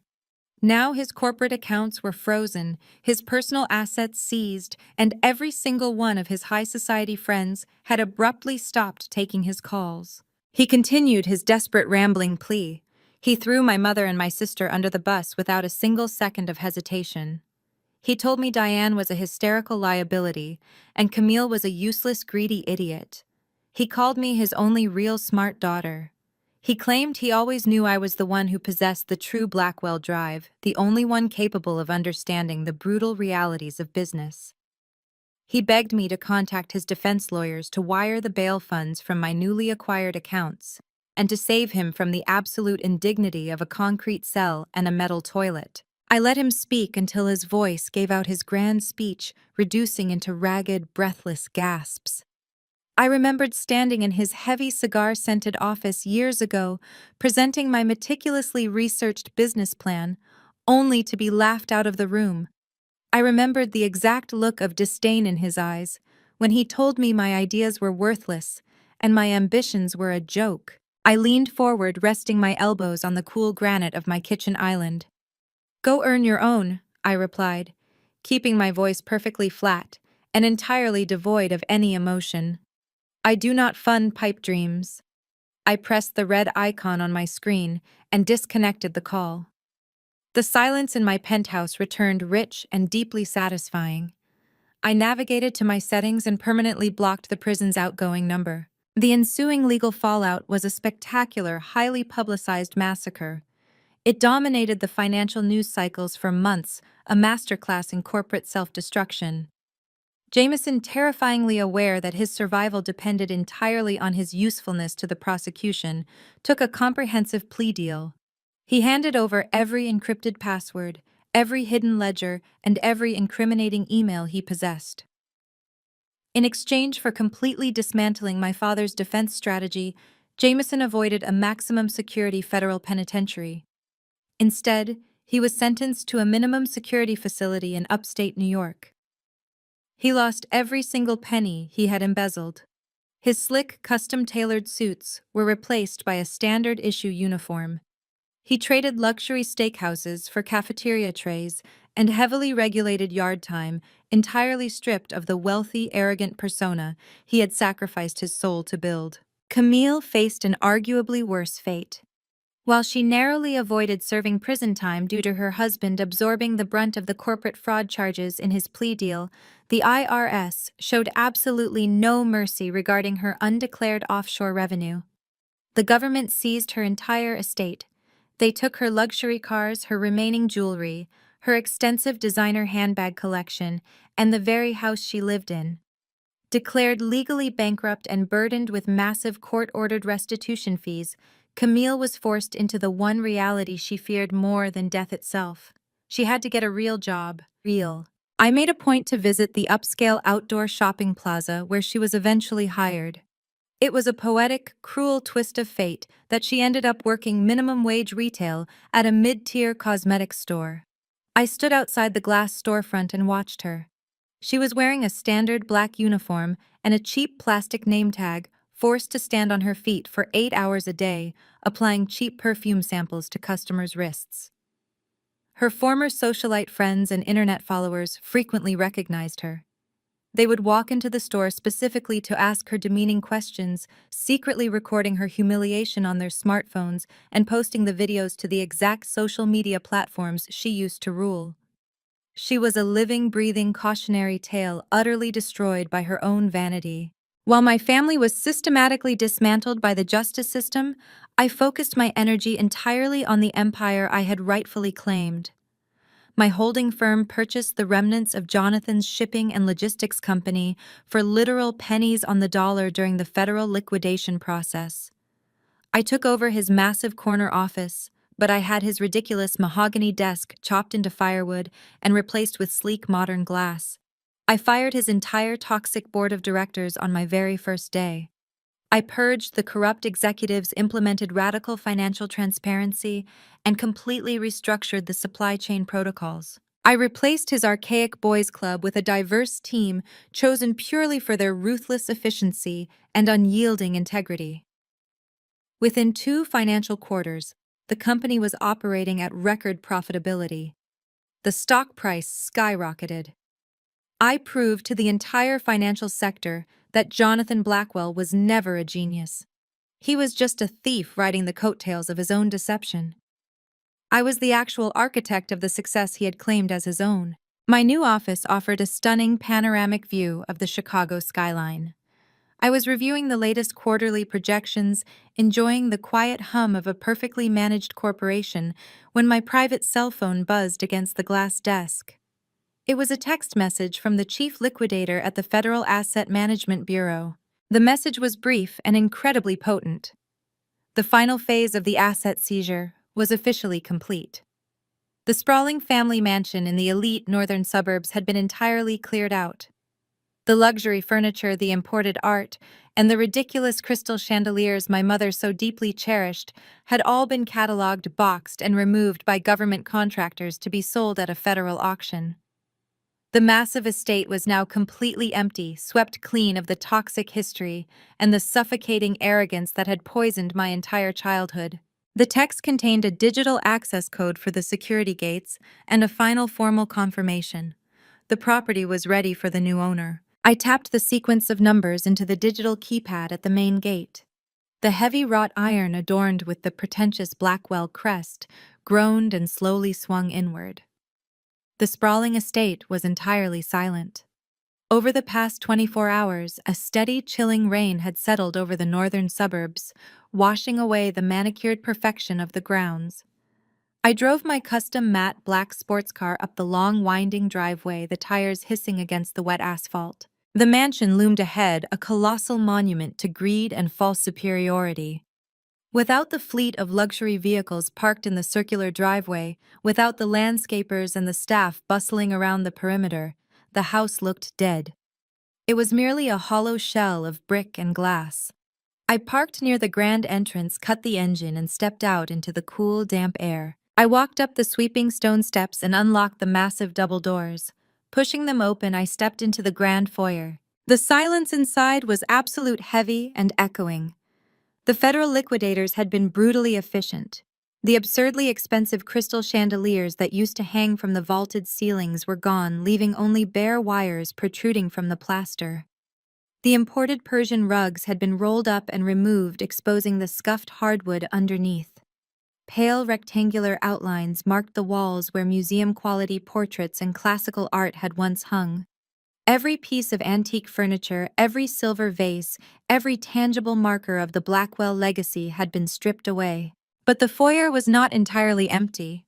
Standing near the center of the vast bare room was Diane. I stopped a few feet inside the doorway, my hands resting casually in the pockets of my tailored trench coat. I studied the woman who had spent my entire life treating me like an inconvenient blemish on her perfect social record. The transformation was staggering. She was entirely stripped of her armor. There were no diamonds glittering at her throat, no bespoke designer gown draping her figure, no team of stylists to mask the harsh realities of age and stress. She wore a simple beige raincoat and practical flat shoes. Her posture, once rigid with artificial superiority, was now hunched and utterly defeated.